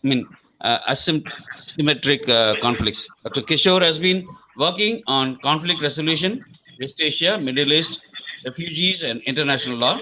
He was a recipient of the short-term junior research fellowship from UNHCR, Brookings, Government of Finland, and Mahanirban Calcutta Research Group, Kolkata. He visited many other universities, including Germany, and a short-term fellowship by the DAAD-sponsored program of H.N. Berman in 2012. He was part of the International Visitor Leadership Program, IVLP, by the United States during June-July 2013. He is a senior fellow at the Defense Research and Studies in India, non-resident fellow of Middle East Institute of New Delhi, advisor and subject expert of Covins, a Bangalore-based risk analysis company, analyst at Islamic Theology of Counterterrorism, London, visiting fellow of AIDIA, Kathmandu, features of editor, Security Studies of Science, Technology and Security Forum, Mark Mahe. He has several publications in journals and edited volumes. So to take time to explain now, the forum is waiting to hear from Dr. Nandak. Thank you very much. Thank you, Professor Suresh, and my special thanks to all the coordinators, and congratulations to all the panels. It was a pleasure listening to Mr. Balan. That's a subject that we all have loved for a long time. My friend K.M. Parivelan, we were all good friends since 2006, being part of refugee studies and forced migration and many other components. Now, looking at specifically this particular component of looking at social justice and gender equality, something that I thought I'll share here with regard to what has been the case of India, where we've been postponing a lot of things for a very, very long time, that it doesn't sound to be extraordinarily great, but at the same time, it's also not completely, gloomy in nature, but because when it comes to the question of women, or let's say the social justice and the gender equality component, even the parliament seems to be behaving in a particular manner. Now, for simple examples I can share is that the efforts of women and their very significant contribution, let's say we, in our case, even when we look at the Constitution of India, something there, India was able to set the standard. Somewhere we could as well jump in and say universal adult franchise compared to the United States, or for that matter, even Switzerland. United States gave women the right to vote only in 1920, and the Switzerland gave in the 1970s. So given that sort of a track record, probably India did it because it was aware that the women were deprived of some of the rights for a very, very long time, and for a progressive society, some of the institution builders thought it was very, very important for us to go from that perspective. But apart from that one, lot of legal things that have come in where we legalize, let's say, intercaste and interfaith marriages, child marriages were made punishable, abortion was made illegal, then we outlawed polygamy, conferred equal right of divorce, and both men and the women, gave inherent rights to the women too in the patrilineal property, as well as we prohibited giving the dowry. If you look in, these are very progressive. Now, if you look at from the political philosophy perspective, these are probably the philosophical foundations of even looking at gender equality as well as social justice for any state for that matter, and more so when it comes to the Millennium Development Goals. Under the Goal 16, this becomes very, very pertinent. Now, despite these and many other laws, if you look in, the women somehow continue to face atrocities which we are witness every day, like the female infanticide, selective abortions. We know about the child marriages that continue to happen, though they are illegal. We still have the issues of honor killing, acid throwing, violent and domestic in nature. Let's say even the issues of rape, dowry deaths, caste inhumanities, educational inequality, workforce participation, land as well as property rights. When it comes to property rights, though it's legalized and they have an access to it, somehow that social justice and the gender equality is somehow missing, where they tend to think that by paying a certain amount of money, they can just get rid of people like that. So the gender discrimination of various kinds in almost all fields can be felt in day-to-day life. That's how we've even had in academic institutions to the workplaces, where Vishaka guidelines to many other things have also been much more desired than the things that used to be. Thanks to the technology, we at least have some amount of participation by the women, and also women are being vocal on several occasions with regard to the issues of gender equality, where they're able to use technology and put down certain atrocities where they have been subjected to such type of violence for a very, very long time. Now, apart from that, on a post, let's say 1993 scenario, where we created local body institutions and many other things, where we thought there would be huge political participation of the women, there is also certain amount of inequality. So the 73rd and the 74th amendments of the Constitution in 1993 somehow spoke about giving 33% reservation for the women in rural as well as the urban local bodies, that's in the panchayats and the municipalities. Now, this was a very big step with regard to the empowerment of the women, right? There are, let's say, calculated closer to 1.2 million elected representatives in different institutions across local governance system in rural India itself. Now, somehow, if you look at the paradox on the other side, is all attempts to pass similar bills providing reservations for the women in the Lok Sabha and the state legislative assemblies somehow continue to face several hurdles. Some of the most progressive political parties seems to be opposing it. So nobody seems to be having a will to take forward any of these things. So these have been staying for a long time, irrespective of the political parties coming in. There seems to be no respite with regard to taking care of some of these things. I think when this political participation comes in the front and the gender equality is taken care of, other things will start following. That means women empowerment being a long-term process. Any empowerment is a long-term process. It does not just happen with accelerating or just giving one day some sort of a position. It's exemplarily important for us to remember that many of these things cannot happen until there is a political will, and those political will is made to happen by the people. That means we need to make our choices much more carefully and much more meticulously. Now, their due share, or let's say the other genders' due share in politics, would alone enable them to pass relevant women-oriented laws, and even more importantly, see to their implementation. And there is always the side of the story where people tend to think that even if the women are given, and all those that we are talking about, the urban local bodies or the local, the rural local bodies that we talk about are the panchayats, most of the time they win with their name, but unfortunately someone else operates, and someone from, let's say, a male personality from the house tend to take care of many of these things, is something that we have been able to see. It's also significant that not many women actually get fielded by political parties itself. One of the examples I can give is in the recent 2019 elections, out of the 8,000 plus candidates that contested, let's say, 545 seats in the Lok Sabha that we have, only 700 plus were women, and out of them only 78 were elected. That's pathetic statistics that we have in front of us, which speaks very, very low of what we stand for and what we preach. Unfortunately, this is a hard-hitting factor we need to accept about it. Otherwise, until and unless we accept the facts, we may not be able to move forward at all. Now, let's say in the case of Rajya Sabha, currently there are, let's say, 25 women out of the 225 members. That doesn't speak great of us. Only 5 women out of the 64 occupy ministerial positions in the Union Council of Ministers. Now, clearly, equal representation is far from reality. Let's not fool ourselves just because there is someone who's been given a pivotal position of a finance minister. That does not mean it's been served to many of those people. Those are the privileges that are kept for few, and those are accessed also by very few women. Now, let's say even about the judiciary, there are only 3 sitting women judges out of the total 34 in the Supreme Court of India, and there are only 73 women judges of the 670 judges, serving judges in various high courts across the country. Now, these are staring figures that we need to reconcile with, and we need to make something for something else to happen. Now, the women's movement, even if you look at the past towards the state for welfare programs to many other things, we being part of, once upon a time, I was also with the Ministry of Urban Development in a center of excellence.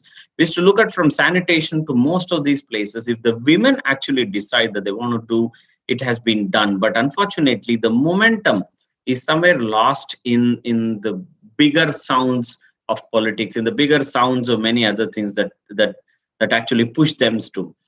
push them to certain other things. Now, one of the things that we can look at is that we still are not clear on the fact that being equal to their male counterparts remains some sort of a far cry for the Indian women.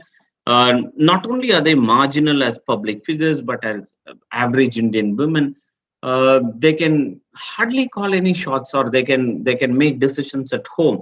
Though we see IT being a revolution, we see a lot of other things have actually come into place.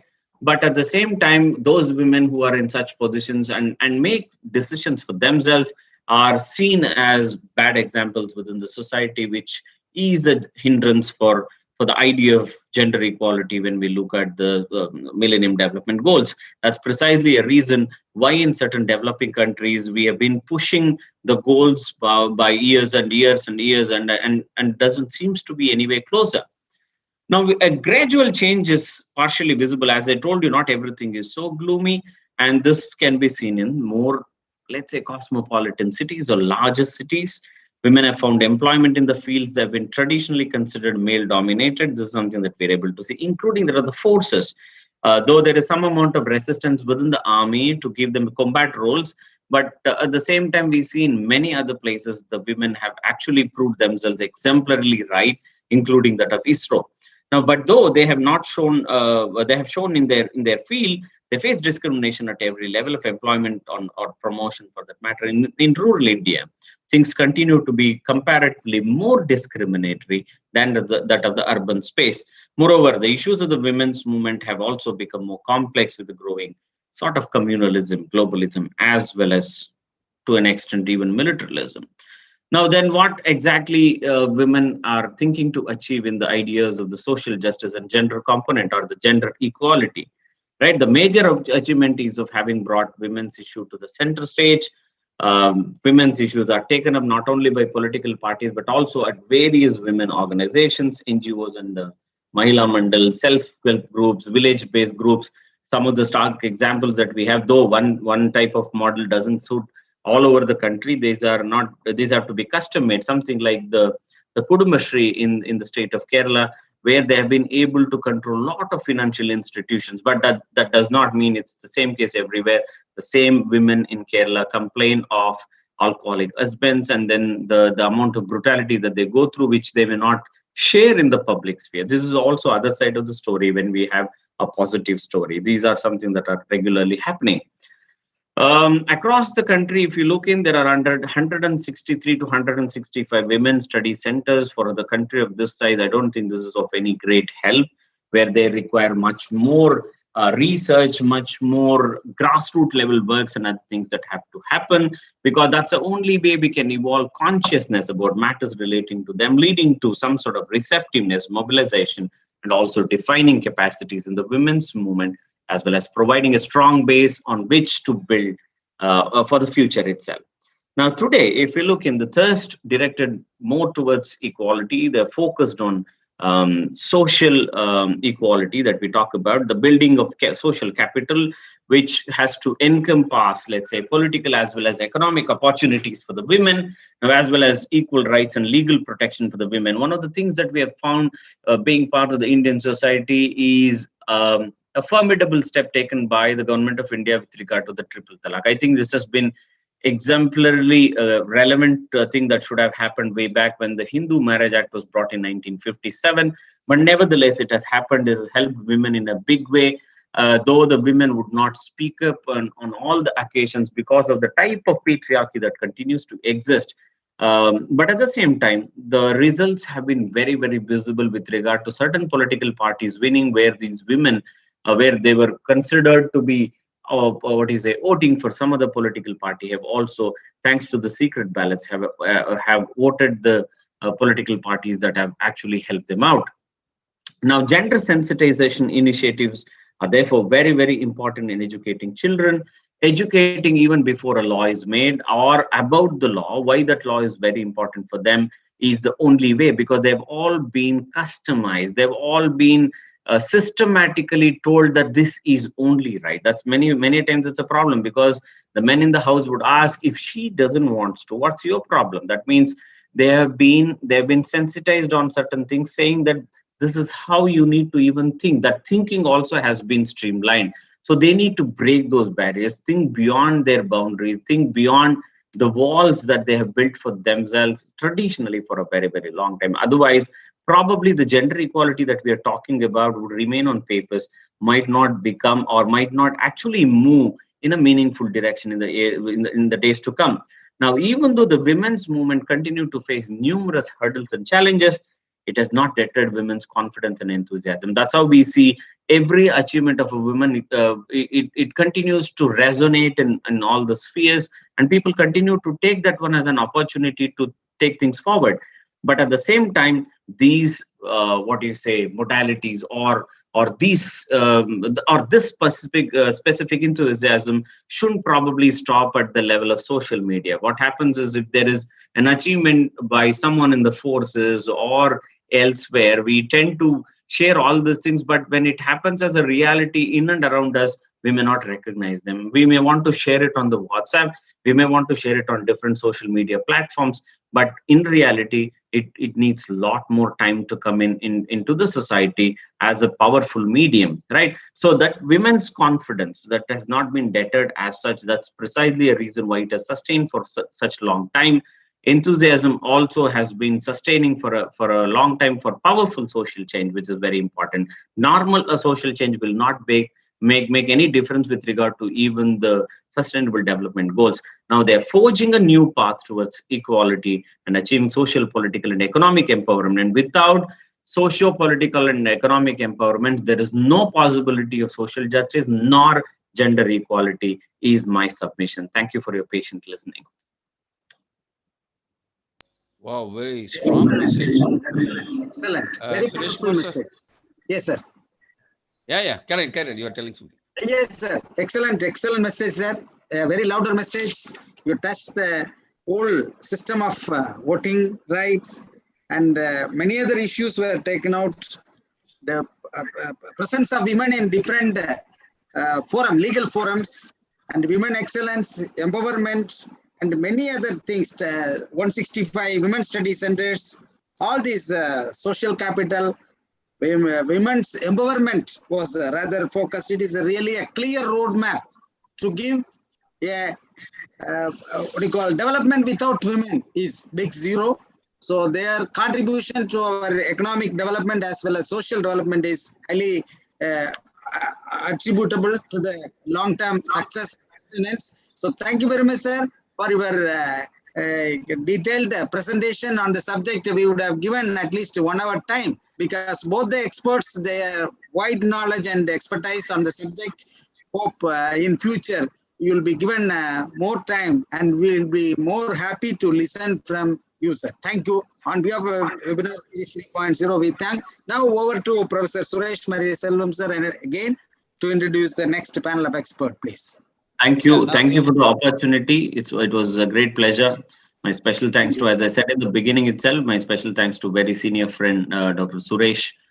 I would look forward to many more opportunities like this to interact. Thank you. Thank you so much.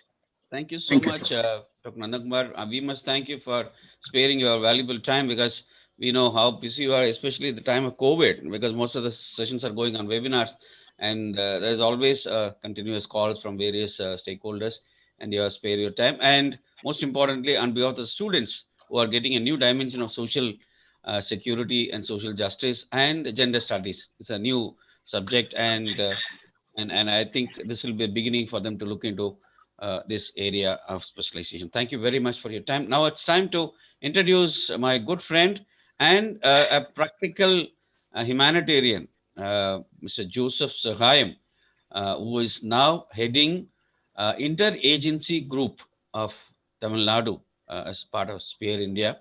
And we have been associated from Tsunami days, and the wonderful coordination he has been showing in taking this serious issue of relief, response, relief, rehabilitation, reconstruction, by bringing all the resources, especially very recent time.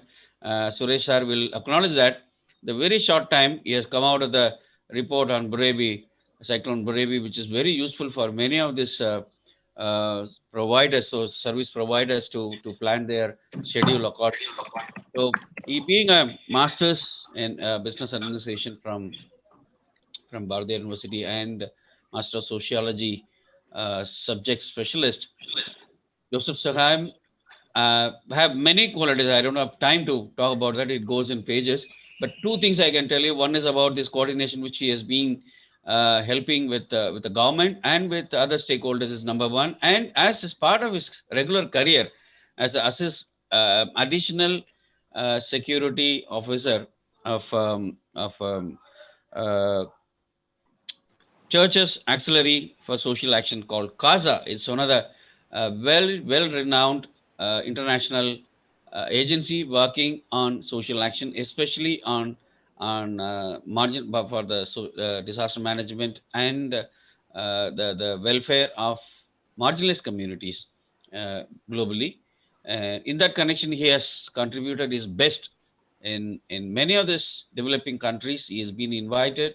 He's got a wide exposure in the national level and international level. His skills, especially on planning, assessments, damage assessments is one of the best. Within a short time of 3 to 5 hours, he'll give the first site report after every disaster, which is being useful for many of these NGOs to write to their donors to take part in further action. And still, right from 2004 after tsunami till this date, till this moment we are talking about, he's keeping his 350 to 400 NGOs under this carpet. And anytime they're all ready to come and help. And we can link our resources of like Rotarians and Lions Club and other things. We look forward to have a better coordination in future to take it further, and where we can train the students of various universities and faculty members. Valan was talking about, and Professor Nanda also was talking about, to create awareness on social issues and take part in the future programs. And Mr. Sahayam is always wide open to the young students to take part in the rehabilitation and reconstruction projects, especially social assessment, which will give a platform for them how their special qualities education could be linked in the days to come in disaster risk reduction, as well as in mainstreaming of disaster risk reduction, which is the main focus of Mr. Sahayam's current responsibility. Welcome, Sahayam sir. Your presence is very well appreciated, and we're very thankful for your time and sparing. Yes, sir. Most welcome, sir. Thank you. Welcome, sir. Thank you, Mariselvam and Suresh. Thanks, Mariselvam. It's nice to see. And one thing is focuses today is about SDG 17 on partnership and institutions. Thank you very much. Thank you. Nice to see you, and nice to hear Valan also after a long time, and nice to see many other people. In fact, I have met Professor Krishnamurthy 3 or 4 years ago in his chamber, telling that we'll come back. Then afterwards, things changed, many things changed, and I couldn't really meet him. It's good to meet again Professor Krishnamurthy through this virtual media. Of course, virtual media has its own advantages and disadvantages. Of late, whenever I discuss with anyone trying to finalize a meeting, everybody are having some meeting or the other. So that's what in the assessment also we found it really difficult, but it was challenging, and we were able to complete the assessment within a short span of time. The topic given for me is building partnership. So what I will do is I will touch about a little bit about SDG 17. I'm not going to in-depth on that because the SDGs are there as given as an indicators and what the government is doing. There are two ways of doing it. One, a set of NGOs try to review that, what the government is doing, and take back to the government. And next, another thing is that the NGOs also try to incorporate some of the learnings in their own programs. So I would just try to focus on the second part, where this is what I have been asked to do. What is that building partnership means? So a little bit, I will show the slide on SDG 17, then come to an important understanding of grand bargain, which talks about localization, where partnerships has a different dimension. So I will just, my presentation will focus on that localization approach, and then try to give some examples of what we have done and the challenges and current humanitarian architecture. So just, I think I can share the screen now, no? Yes, sir. Yes, sir, you can, please. Yeah.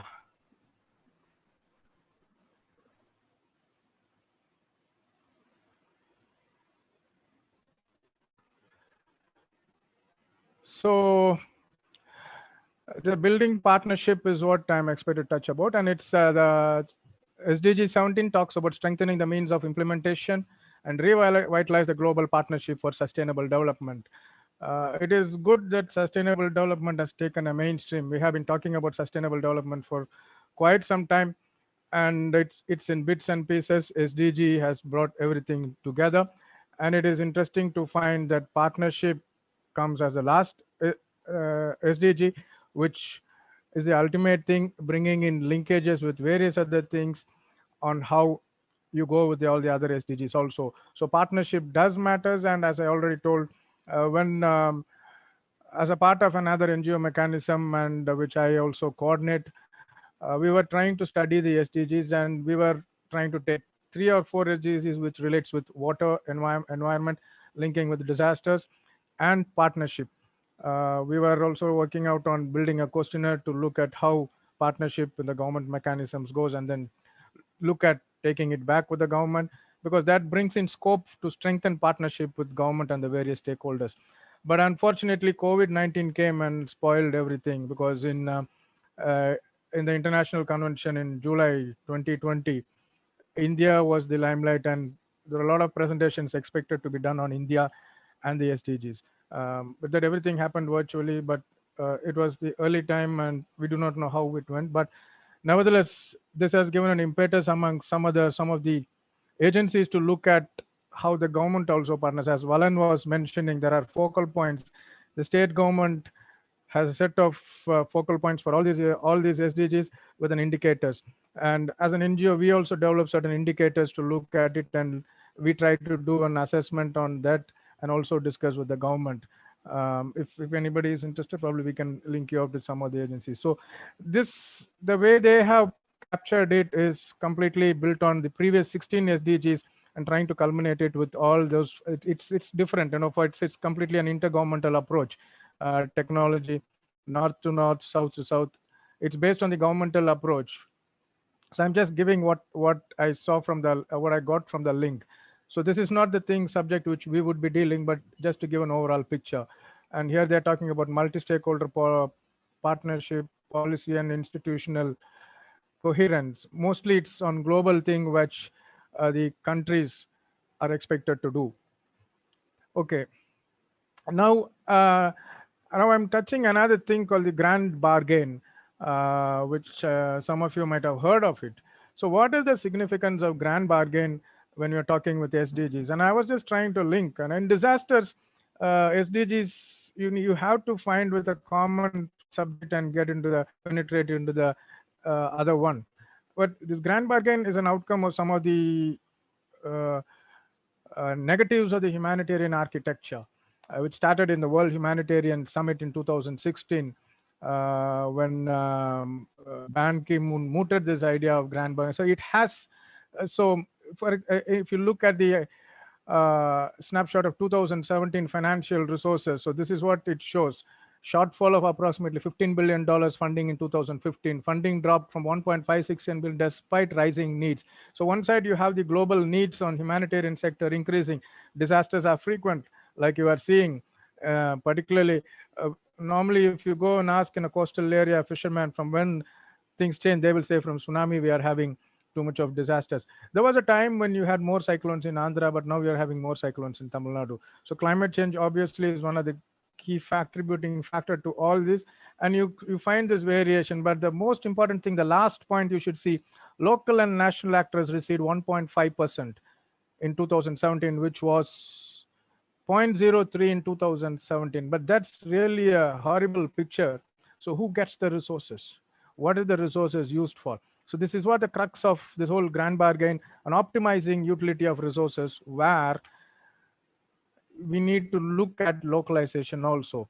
So there the problem is, again, people 1.3 in perpetual need of humanity, 68.5 will continue being displaced. Valan gave a lot of statistics on displacement. Some displacements happen due to disasters also. 89% of aid keep going to crisis lasting over 3 years. So this is the total scenario, and this is going to increase. So how do you look at this situation? How is the response mechanism dealt with? So what is the better answer? What is the answer? A better localization process committed to the grand bargain. So what exactly was the outcome of grand bargain?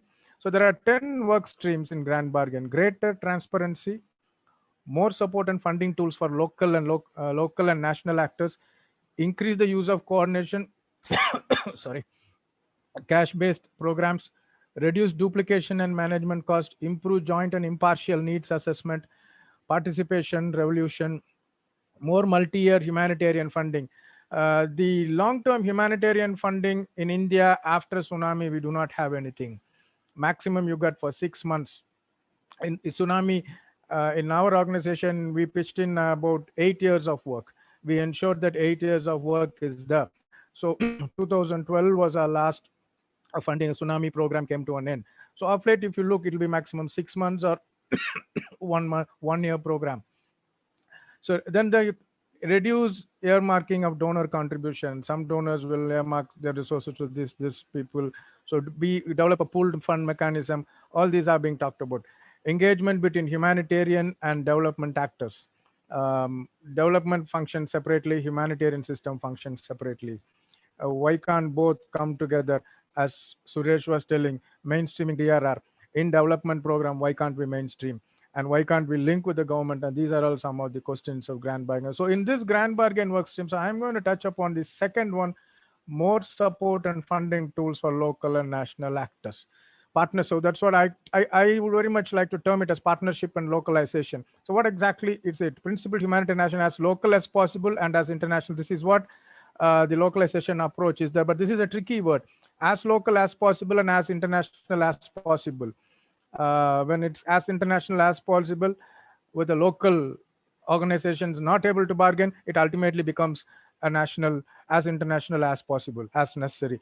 I have tremendous experiences there. Suresh and some other who are in the loop in the recent assessment would know what exactly happened and what the system which was coming out and what we had to bring. We have to show that there is a system and bring out the system. Engage LNHA is local and national humanitarian actor with the spirit of partnership to reinforce, not to replace.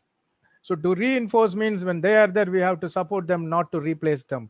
In many places, if you look, international organizations directly implement programs. And the reason they give is there are no local actors, there is no capacity, they do not know this, and all. But is it true or not true is one thing we need to explore. To my best of the knowledge, considering the Indian situation, when we work, there are capacities and resources available locally. Unfortunately, the humanitarian architecture is highly internationalized. If you confine it more than saying internationalized, we can say it is a northern hemisphere oriented, controlled by United States and Europe. So they have funds, they want this system, and every systems change according to, is it right or something that we have to look at it, because multi-year investments are less. So when investments are less, how do a local organization build in? You build in a partnerships, you go with your regular partners. Remove barriers of partnership with LNHA. So what are those barriers? Due diligence is one of those. You have a lot of mechanisms thinking that they can't do this, they don't use them resources properly, and you build a lot of mechanisms. And when it comes to a disaster, you don't have NGOs in the loop. You go with your own NGOs who are in support with you for some time. Support and complement national coordination mechanism. In our case, it is beyond national, it is state level coordinations which we have developed. Why coordination is important is coordination gives visibility for local NGOs. In most of the big disasters, in India, it doesn't happen. In other places, you have the United Nations taking the coordination mechanism where the small players will not be able to go. All the big NGOs, international NGOs will be there. If at all a small NGO goes, they will just keep quiet and listen.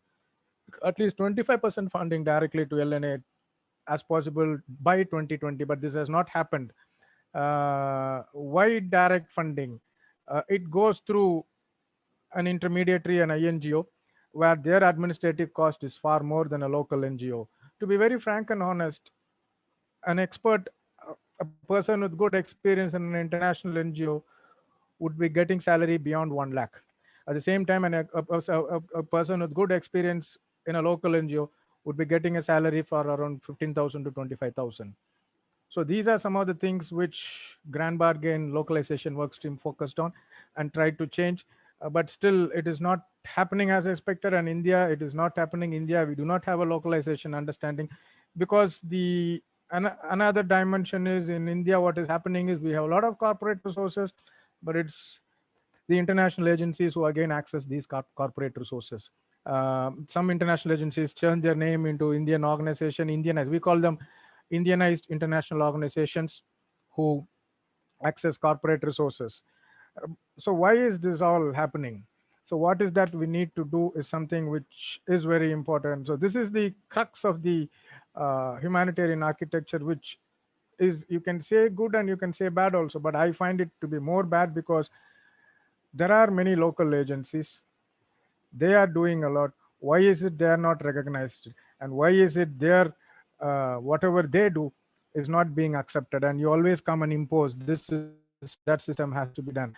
But since this being a virtual meeting and a short time meeting, I can't talk much on this. If it is a face-to-face meeting, we can talk more, even more on the politics of humanitarian systems also. So to me, partnership has to be, and even in this localization, there are a lot of things coming out. There is one thing called as Charter for Change, which more than 50 international NGOs have signed it, telling they will try to bring the change. But ultimately, what happens, I have been in some of the international forums looking at some of the presentations. The entire localization approach also, shockingly, is driven by the international agencies. And they say they train, they capacitate their NGOs and tell them about localization.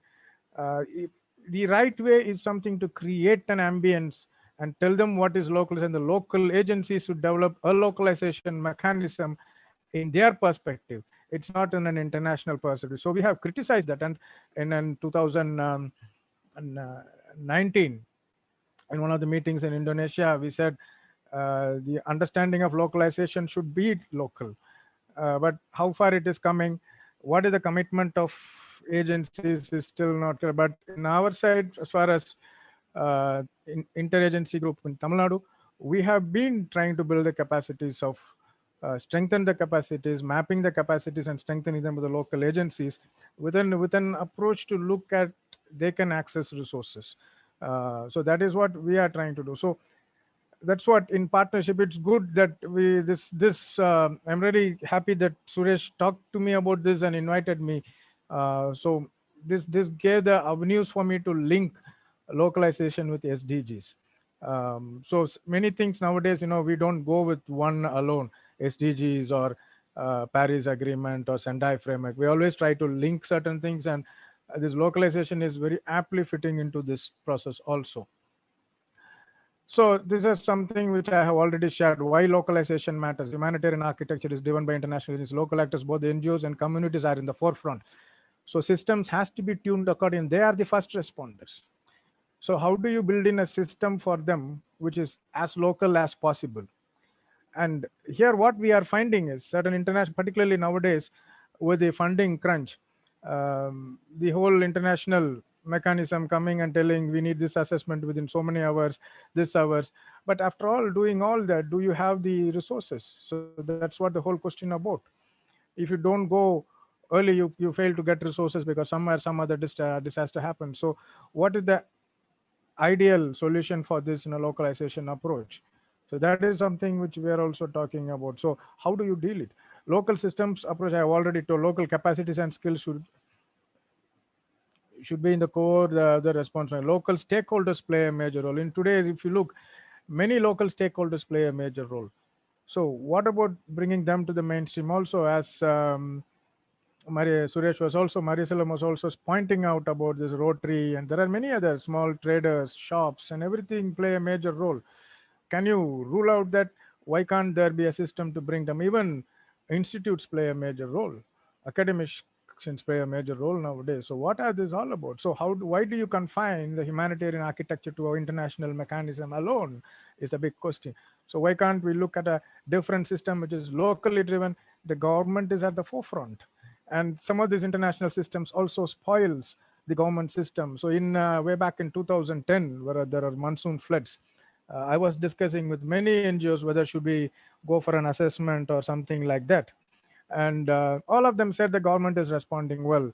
Why should we disturb it? Because our understanding is the community resilience and the government resilience also is a matter of importance. When they are responding, we should be supportive to them and uh, not be destructive to what they do. And I have a lot of experience on these issues also, how the international mechanism acts and what has been the fight for also, what has been the issues we have taken up also. There is a big thing. So these are some things which are important, because there will be too much of disasters. You can't always expect the humanitarian system and the partnership coming around. So the ideal thing is a partnership which is locally driven is what is needed. So these are some things which I thought to flag up on this localization, because localization in India is not coming up as expected. We do not have a clear understanding, and effectively and intelligently the international agencies have not been pushing through it, and the local agencies have also not organized themselves. And fortunately in IAG Tamil Nadu, we have trying to push there, and there are some international agencies in IAG Tamil Nadu also who are keen on this. And since the time the IAG in Tamil Nadu, interagency group in Tamil Nadu started, we have been able to map the capacities of local agencies and build in the IAG on that, strengthen the IAG, where we have recognized the capacities, we have recognized their skills, and we are not ruling anybody out, and we are trying to bring as many as people into that. And now I will just try to share some of the experience of IAG Tamil Nadu. Hope I have not taken too much of time. We have done a lot of trainings, capacity building. It was all been multi-sector oriented. And finally, we decided on mainstreaming DRR. And over a period of time, we have also built in our capacity in assessments. This started in 2015 with Kadalur floods, with a mobile app. We were able to bring a report in Kadalur, which was one state. We were able to bring a report within 60 hours. And after that, we did have a good response, funding coming in, and we had effective coordination mechanism, discussing with the government, looking at government responses, whatever gaps were there, we are taken up with the government and within NGOs, and it was very effective. And it was followed up with Chennai floods also. There we did that assessment, and again in cyclone, again in drought we did, and after 2016 we had a big drought. So there was a general understanding that we have to try to understand what is drought so that agencies can respond. So we did a massive assessment, 25 districts, 555 villages, with around 50 plus agencies. And in Cyclone Oki, we did an assessment, there was a small one with one Kanyakumari district alone, with around 27 agencies.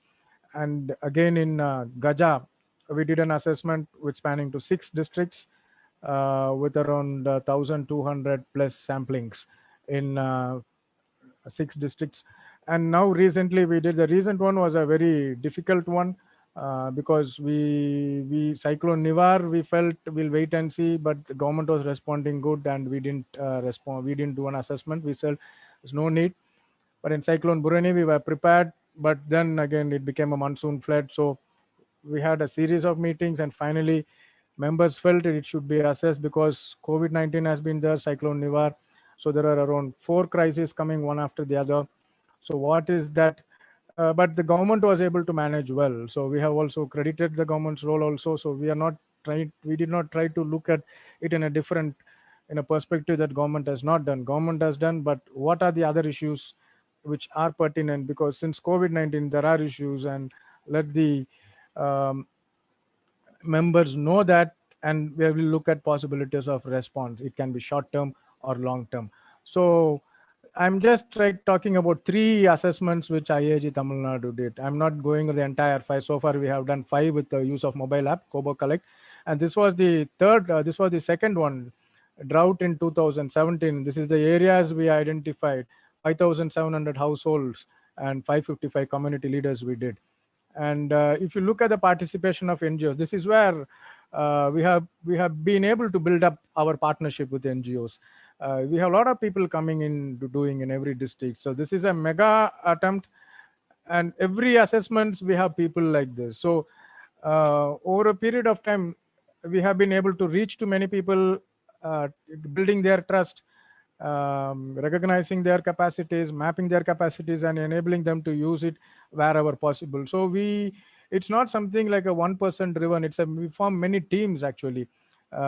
Support mechanism for this came from then, and we have this was a participatory process, developing questionnaires. Agencies were called to develop questionnaires, and we have a report writing team, working group, which was almost for 3 months. They were having meetings, piloting the questions, putting it in the app. And then this also in the process brings in, strengthens the capacity, because each share their capacity and strengthen the process, and the entire team members are aware what is happening, and they are looking at it. And when it came finally as an assessment, when we met for a workshop to discuss on the tool, finalize the tool and have a training, we had around 60 participants. And this was Cyclone Gaja, 190 villages we did. And this is the spread of areas where we did. These are all the spread of areas.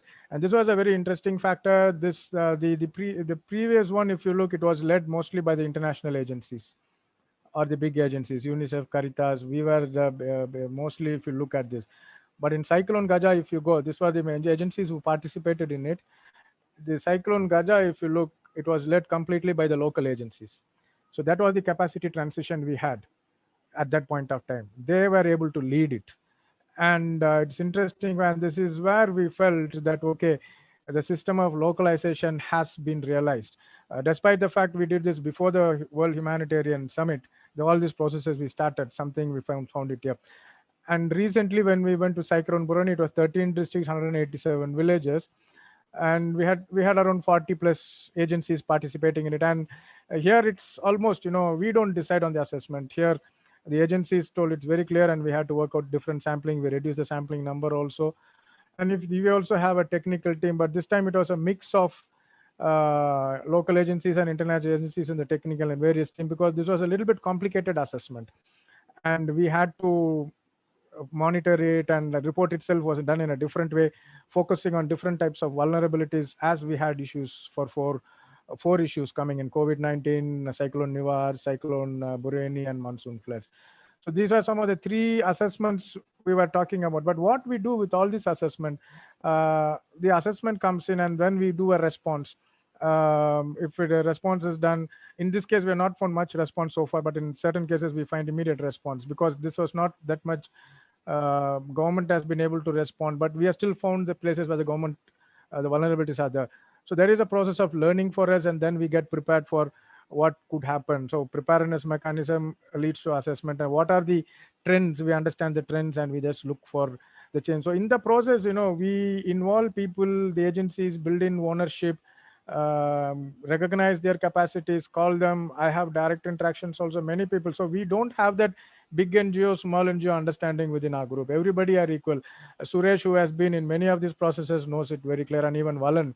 So when they interact with people, we just don't have that inhibition. I am a big NGO, I'm a small NGO, all that. So it's a very mutual understanding. We have mutual support, mutual learning,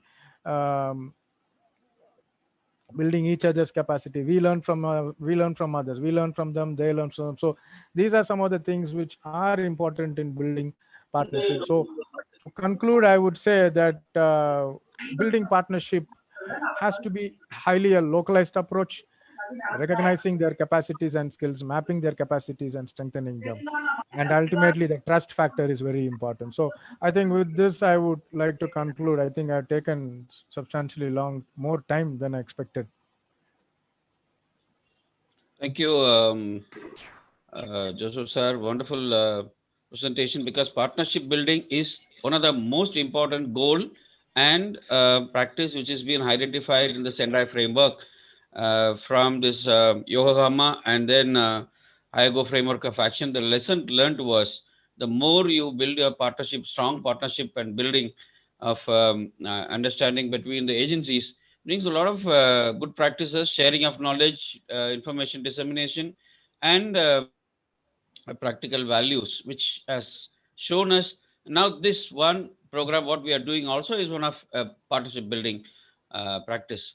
And we are now, this time, we are more particular that to bring the youngsters into the platform and put them into the action, and whatever expertise they have. For example, if it is now the Department of Applied Geology, students may be interested in land use. That's one of the last week we had Madam Archana Kalyani, who is IFS officer, and she was talking about environment and protection of forest and land use also. Now she's in the planning commission. So irrespective of their specialization and qualification experience, a lot of new areas they have to explore and get practice. So that way, I think we have done justice, Suresh sir, myself, and the session chairs, Professor Menon, Michael sir, and Professor Krishnamurthy, that we could bring a lot of experts and introduce to the students. And your partnership orientation has thrown a lot of light on how they can work with other stakeholders, especially the first responders called community. Thank you very much. It was a wonderful session. We enjoyed. In fact, after getting the feedback, we are planning to have longer specialized sessions in 4.0 so that the students get an in-depth knowledge of how their contribution could make the disaster management and disaster reduction strategies more meaningful. Thank you very much, Sahayam sir, for your wonderful time. Thanks, And thanks, Suresh. without wasting time, I would like to request session chairs to give their concluding remarks, and Suresh sir will take the vote of thanks, and Dr. Savita is also on the platform waiting for us to comment. Thank you very much. Thank you, sir. Sahayam sir, can you close the session, please? That Yeah. I'll stop share. Yeah. Okay. Yes, sir, it is a great pleasure, sir. A son of the soil from Nagarkoil joined today at the end of the session.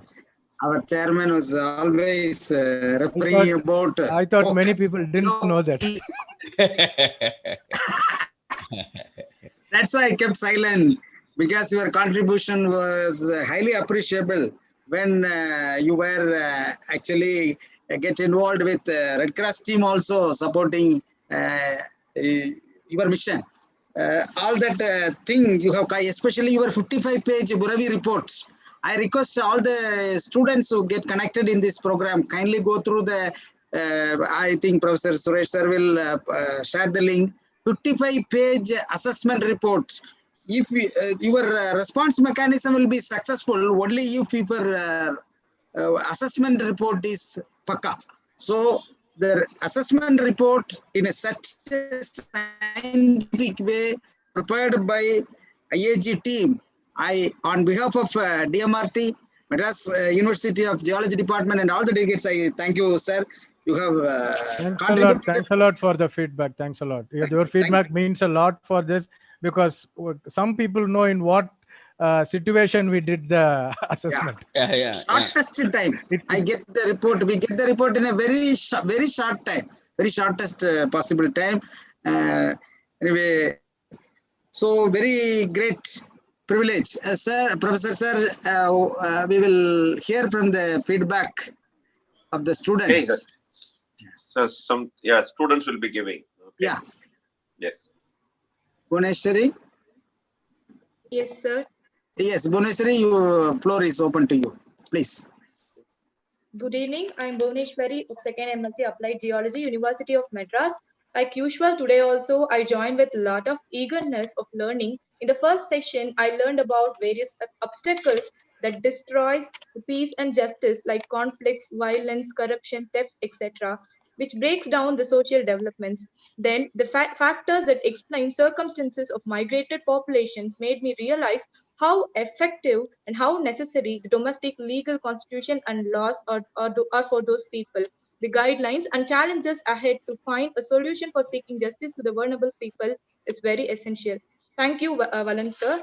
In the second session, I learned the roots of various social injustice prevailing in our own nation, especially the injustices done against women, which cannot be changed until there is a political will for the implementation of women empowerment in all the branches like court, employment, army, politics, etc. Though there are many women centers for education, there are also numerous hurdles that breaks down the social injustice done towards women. Therefore, the need of social and economically development of women must be made potentially effective, so that we could bring gender equality. Thank you, Nanda Kishore sir. In the third session, that is SGD 17, I learned how global partnership strengthens and revitalizes the sustainable development um, of human architecture and the need of better localization with respect to a bargain, allowing more access to the resources for the local capacities without being driven by international agencies. Thank you, Joseph, sir. Being present on this last part of this webinar, I feel so glad to take part in all the sessions conducted in this webinar.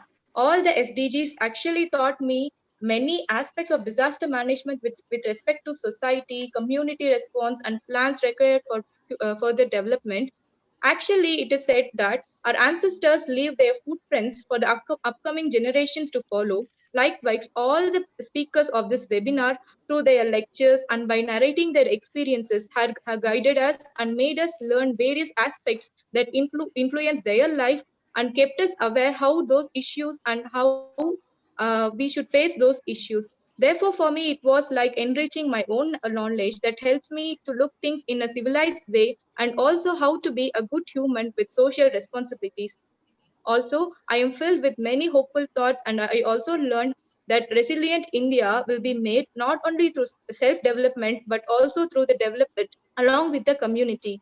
I remember once I myself asked my HOD sir that being a geologist himself, how come sir's interest fell on disaster management? And sir replied that being a professor in geology was sir's passion, but working with the community and serving them brings real happiness and relief to him. Now, through this webinar, I see a lot of great personalities with the same thought of improving the social development along with the community. And I'm just learning from these good people what really the society needs. I extend my special gratitude to Professor Suresh Mariaselvam sir, Suresh sir, Vinod Chandra Menon sir, Michael sir, and Krishnamurthy sir, and Savita ma'am, who are all the main pillars of this webinar.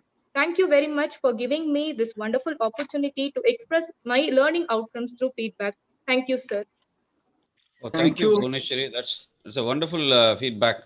That makes us to work and contribute much more in the days to come. Thank you very much, Bhuvneshwari. That's a wonderful feedback. Thank you so much. And I would like to request Velur Ramesh sir, who has been an ordinary participant right from day one. Just take a minute and give a feedback. Velur Ramesh sir, please. He represents NDRF. He is from National Disaster Response Force. And he is always, before we could log in, he'll be the first person to log in and wait for this seminar to start. Velur Ramesh sir, you are there, present? And your compliment makes us more proud that we are contributing the best. And he has given over there a special welcome to Suresh Kumar sir and respected Suresh Mariam sir, Jai Hind. Ramesh sir, are you there? Anyway, we'll wait for him to go. So the floor is open. Now the delegates, last 2 months, they were silent spectators. So the floor is open to the participants. You can give your feedback. Regarding the feedback link last week and this week, it is already posted. And the certificate will be issued by 15th of January 21. So floor is open for participants. You can give your comments, suggestions, opinion. And this is the last session of webinar 3.0, and we will come out with some new dimension and 4.0 in January after discussing the contents with the session chairs and taking their valuable suggestions. Okay. Good evening to all. Yes. This is Doraisamy Kailvili, Assistant Professor in Botany, SIVT College, Gaurivakam, Chennai 73. Actually, I have attended my refresher course under the guidance of Dr. RRK. Now he has been appointed as a director of HRDC, Madras University. Under his esteemed presence, we have done our refresher course. In that moment itself, I have got a very good idea about the geologists, what they are doing for this nation, as well as against tsunami, like natural calamities, how far they are taking a step to save the people and our nation from such calamities. And really, I'm very happy to participate in this evening, that I have got a very great opportunity, but I couldn't join earlier from 4 to 6. Now only I could join, sir.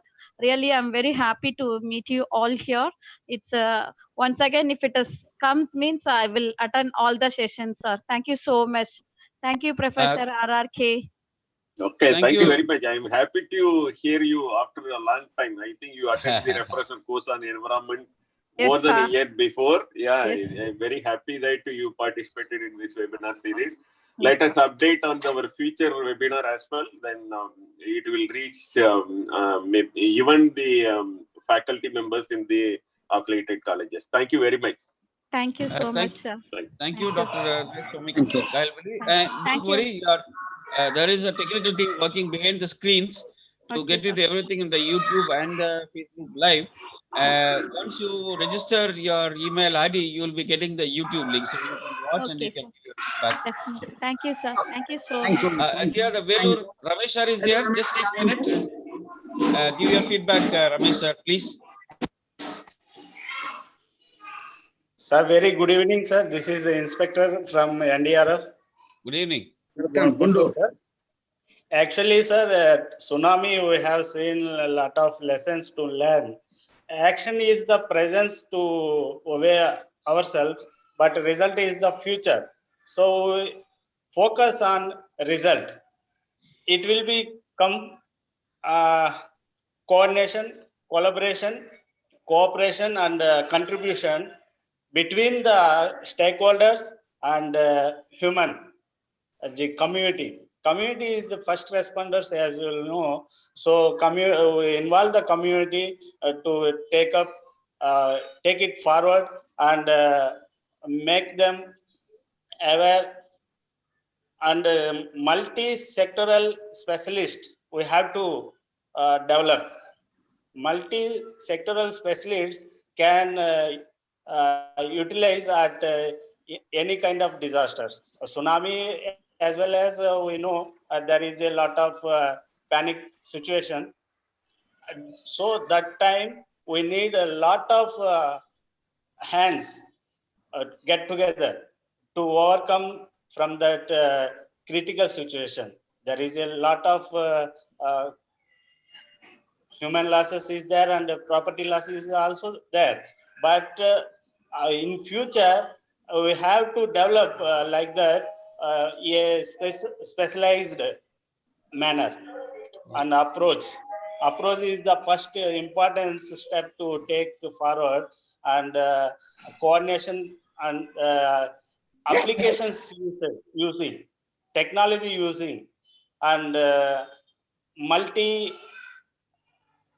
guidelines from inside our national guidelines and outside our international guidelines also we have to follow and make it them to success.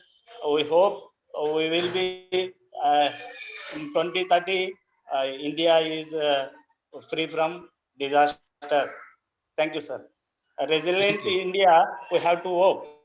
It is our dream. It will be become useful like these webinars will very effective to aware the people and stakeholders to make them efforts and expertise in specialized specific field in disaster. Thank you, sir. Thank you. Mr. Velur Ramesh, Inspector NDRF, worked during the recent cyclone preparedness. He was pre-positioned at Kottayam district.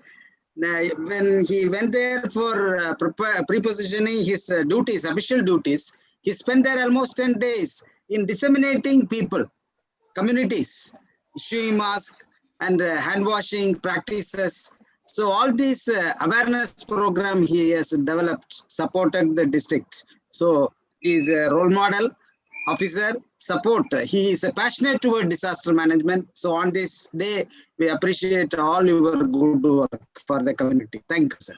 Thank you, sir. Thank you very much, sir. Thank you. Thank you. So we will give a last one more opportunity for any participant if anyone willing to give feedback. Otherwise, we will close. Okay. Okay. Our session chair present, Professor R.R. Krishnamurthy, sir, kindly give your feedback, closing remark, please. Yes, as usual, today's session is also very wonderful, and then we had a very wonderful information from the three experts, the panelists. And overall, that what is it, when you summarize the last 2 months activities, roughly about 15 experts under 7 webinars, we covered almost everything, and then we brainstormed, and there is a lot of discussion happened during these last 2 months. The very enormous amount of information shared and exchanged between the participants and the experts. This is really wonderful opportunity for especially the students, especially the student communities during their semester period. They enrich their knowledge in this particular domain. And I should really thank the organizers. I already mentioned the persons behind this, making this happen. This really, I should once again repeat that Professor Vinod Chandra Menon and Michael sir, and then the Professor Suresh Mariaselvam and Mr. Suresh Kumar and Dr. Savida. These are all the peoples really work together and then made this happen during this last 2 months. And really, we are looking for another type of opportunity where we can bring in some kind of international experts and bringing more participants from the affiliated colleges, especially the teaching faculty, who are all involved in this kind of teaching task, especially the environmental science and the disaster management or community participation. All these faculty should also get this kind of exposure. Let us plan something else during the webinar series 4 and 5, and we'll continue our collaboration, and let us continue with this journey and see to that some tangible achievements will be made in the coming years. The 2021 we will make it as something great, and looking forward to collaborate with each and every one of you. Thank you very much for the opportunity. Thanks, sir. Thank you very much. Suresh Mariaselvam, sir, if anything, want a final word, final message? No, we'll go for what happens. Thank you. So it is great pleasure. Completeness always gives happiness. So on 7/11/20, we started the journey of webinar series 3.0 with SDG 1 and 2, no poverty and zero hunger. That was chaired by our session chairs, Professor N. Vinod Chandra Menon, founder member, NDMA, and Mr. Michael Vedasaromani, Additional Chief Secretary, Government of Kerala and Chairman, DMRT, and Professor R.R. Krishnamurthy, sir, Professor and Head, Department of Applied Geology, University of Madras. All the sessions were chaired by these session chairs. And the chief guest of the day, 7/11/20, was Dr. Jayasila Natarajan, Vriksham Academy for Social Change. And 21/11/20, SDG 3 was focused on good health and well-being. Dr. Kalpana Kosalram, Assistant Professor, School of Public Health, spoke about the program. On that day, Dr. Jailal, National President, IMA, India, and Dr. Armugam, Senior Neurophysician, Talakula from Kanyakumari District, joined the program. And on SDG 4, Quality Education, Dr. Sukata Rai from UNICEF, and Clean Water and Sanitation, SDG 6, was shared by Dr. Ullas Vasave from Mumbai and Professor Suresh Mariaselvam, sir. And on 28/11/20, SDG 2, Zero Hunger, and SDG 10, Reduced Inequalities, were shared by Dr. Ullas and Dr. Shekhar, Founder Director, People Participation Development Forum from Chidambaram.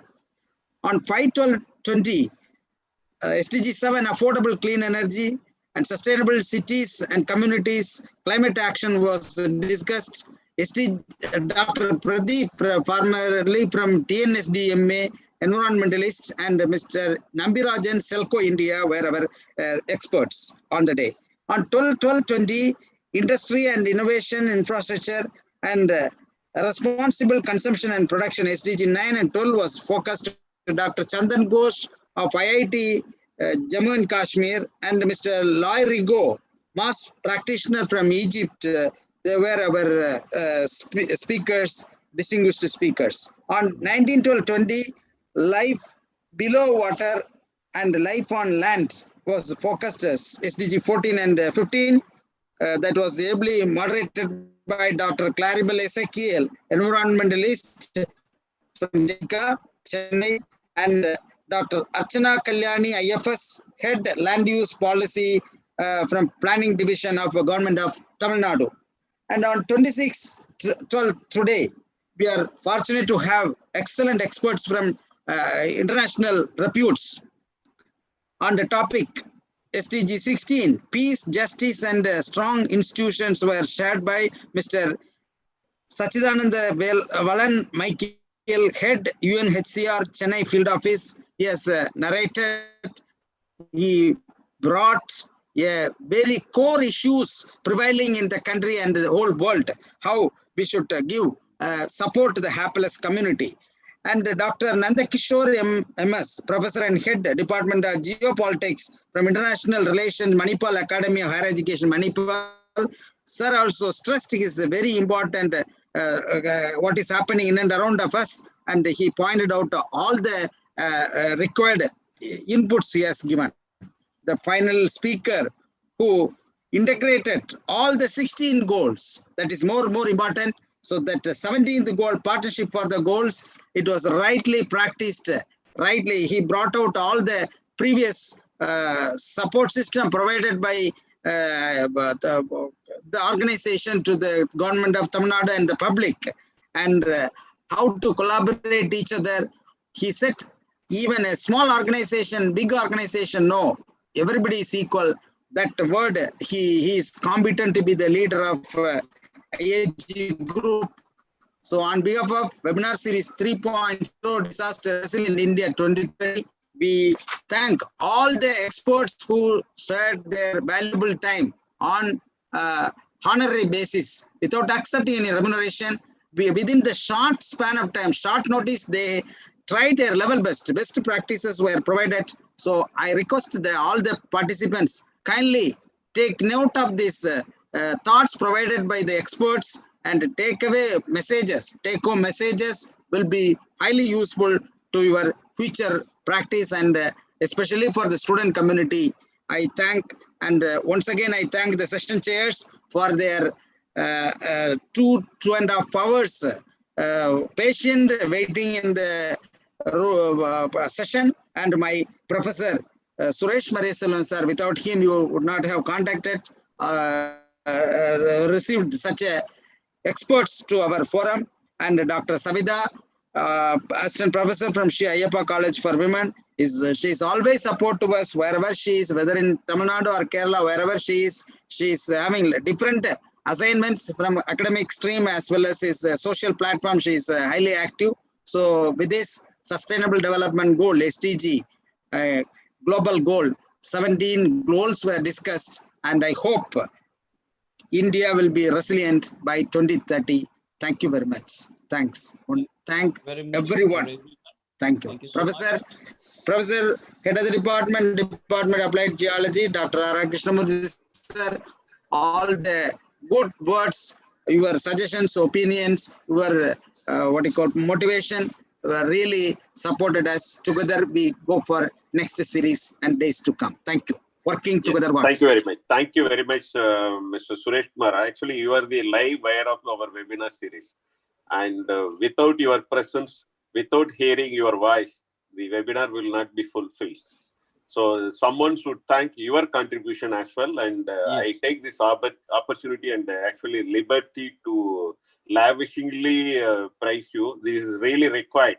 And in any kind of collaboration, and we need people like you really. That what that even the students also given feedback to me is that Suresh Kumar sir is easily reachable. I used to tell my student that, okay, I am busy with this, take care of the session and you should be available to give the feedback. And this is Mr. Suresh Kumar mobile number. He said we already contacted and he is in line with us.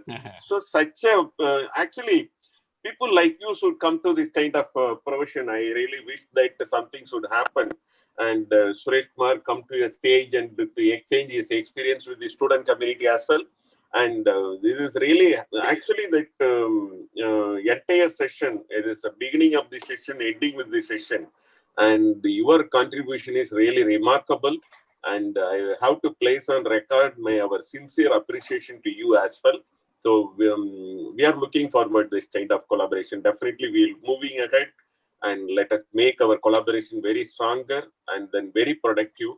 And wish you all the best. And my New Year greetings, 2021 greetings to all the organizers, the supporters, the collaborators, the participants, student participants, and the faculty from colleges. And with this New Year message, let us hope for look for the fresh webinar series 4 and 5 in the coming months. Thank you very much. Thank you, Professor. Thank you, sir. I humbled by your words, sir. Yeah, and one more driving forces, Dr. Savita. She is not present. Actually, I was looking forward to hear from her, and she is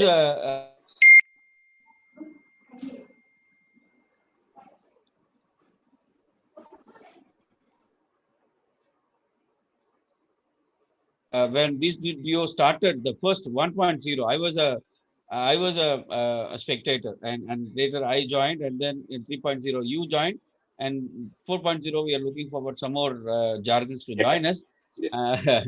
And one more thing is the kind of experience we had in the 26th of December 2004. A similar situation should not happen. The only thing is be prepared and listen to the prevention strategies introduced by the government as well as by the experts and the practitioners.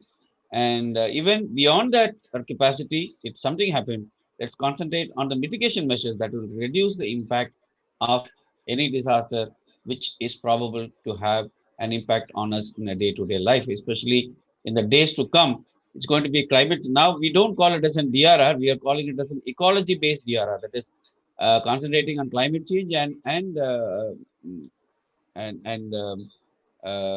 environment issues also, which is COVID is one of the situation that we have experienced in the whole year, right from January directly. I feel like I have come to December. There was no 10 months in the middle.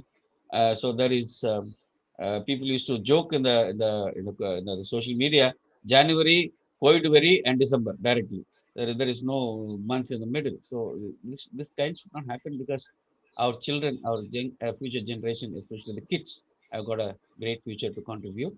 So let's take an oath that we will be careful about the environment issues and climate change adaptation prevention, preparedness, and the mitigation measures to learn ourselves, practice, and then disseminate with the community to have a wonderful, prosperous New Year. Thank you very much for all your contribution. Thank you very much. Thank you. Thank you. So with this, we'll come to the end of a closure of 3.0. Thank you for everyone for all your contribution. Wonderful. Chairman, sir, shall we close the session? Bye to everyone. Professor?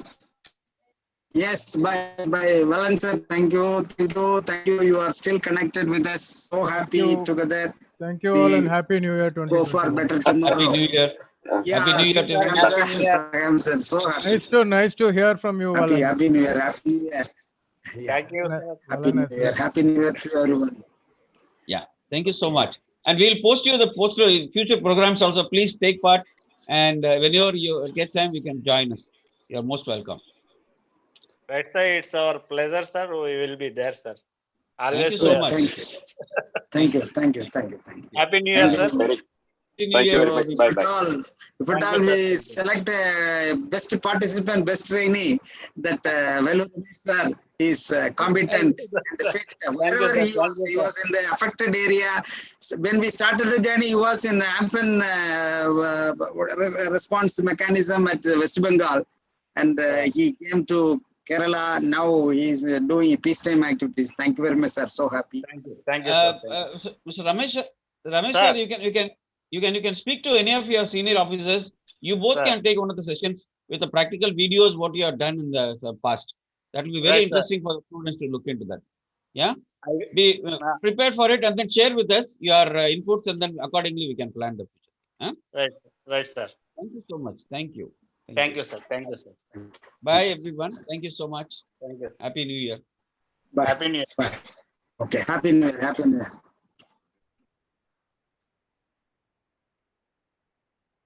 Team DMRT and Applied Geology Department of Madras University signed with webinar series 3.0. We hope webinar series 4.0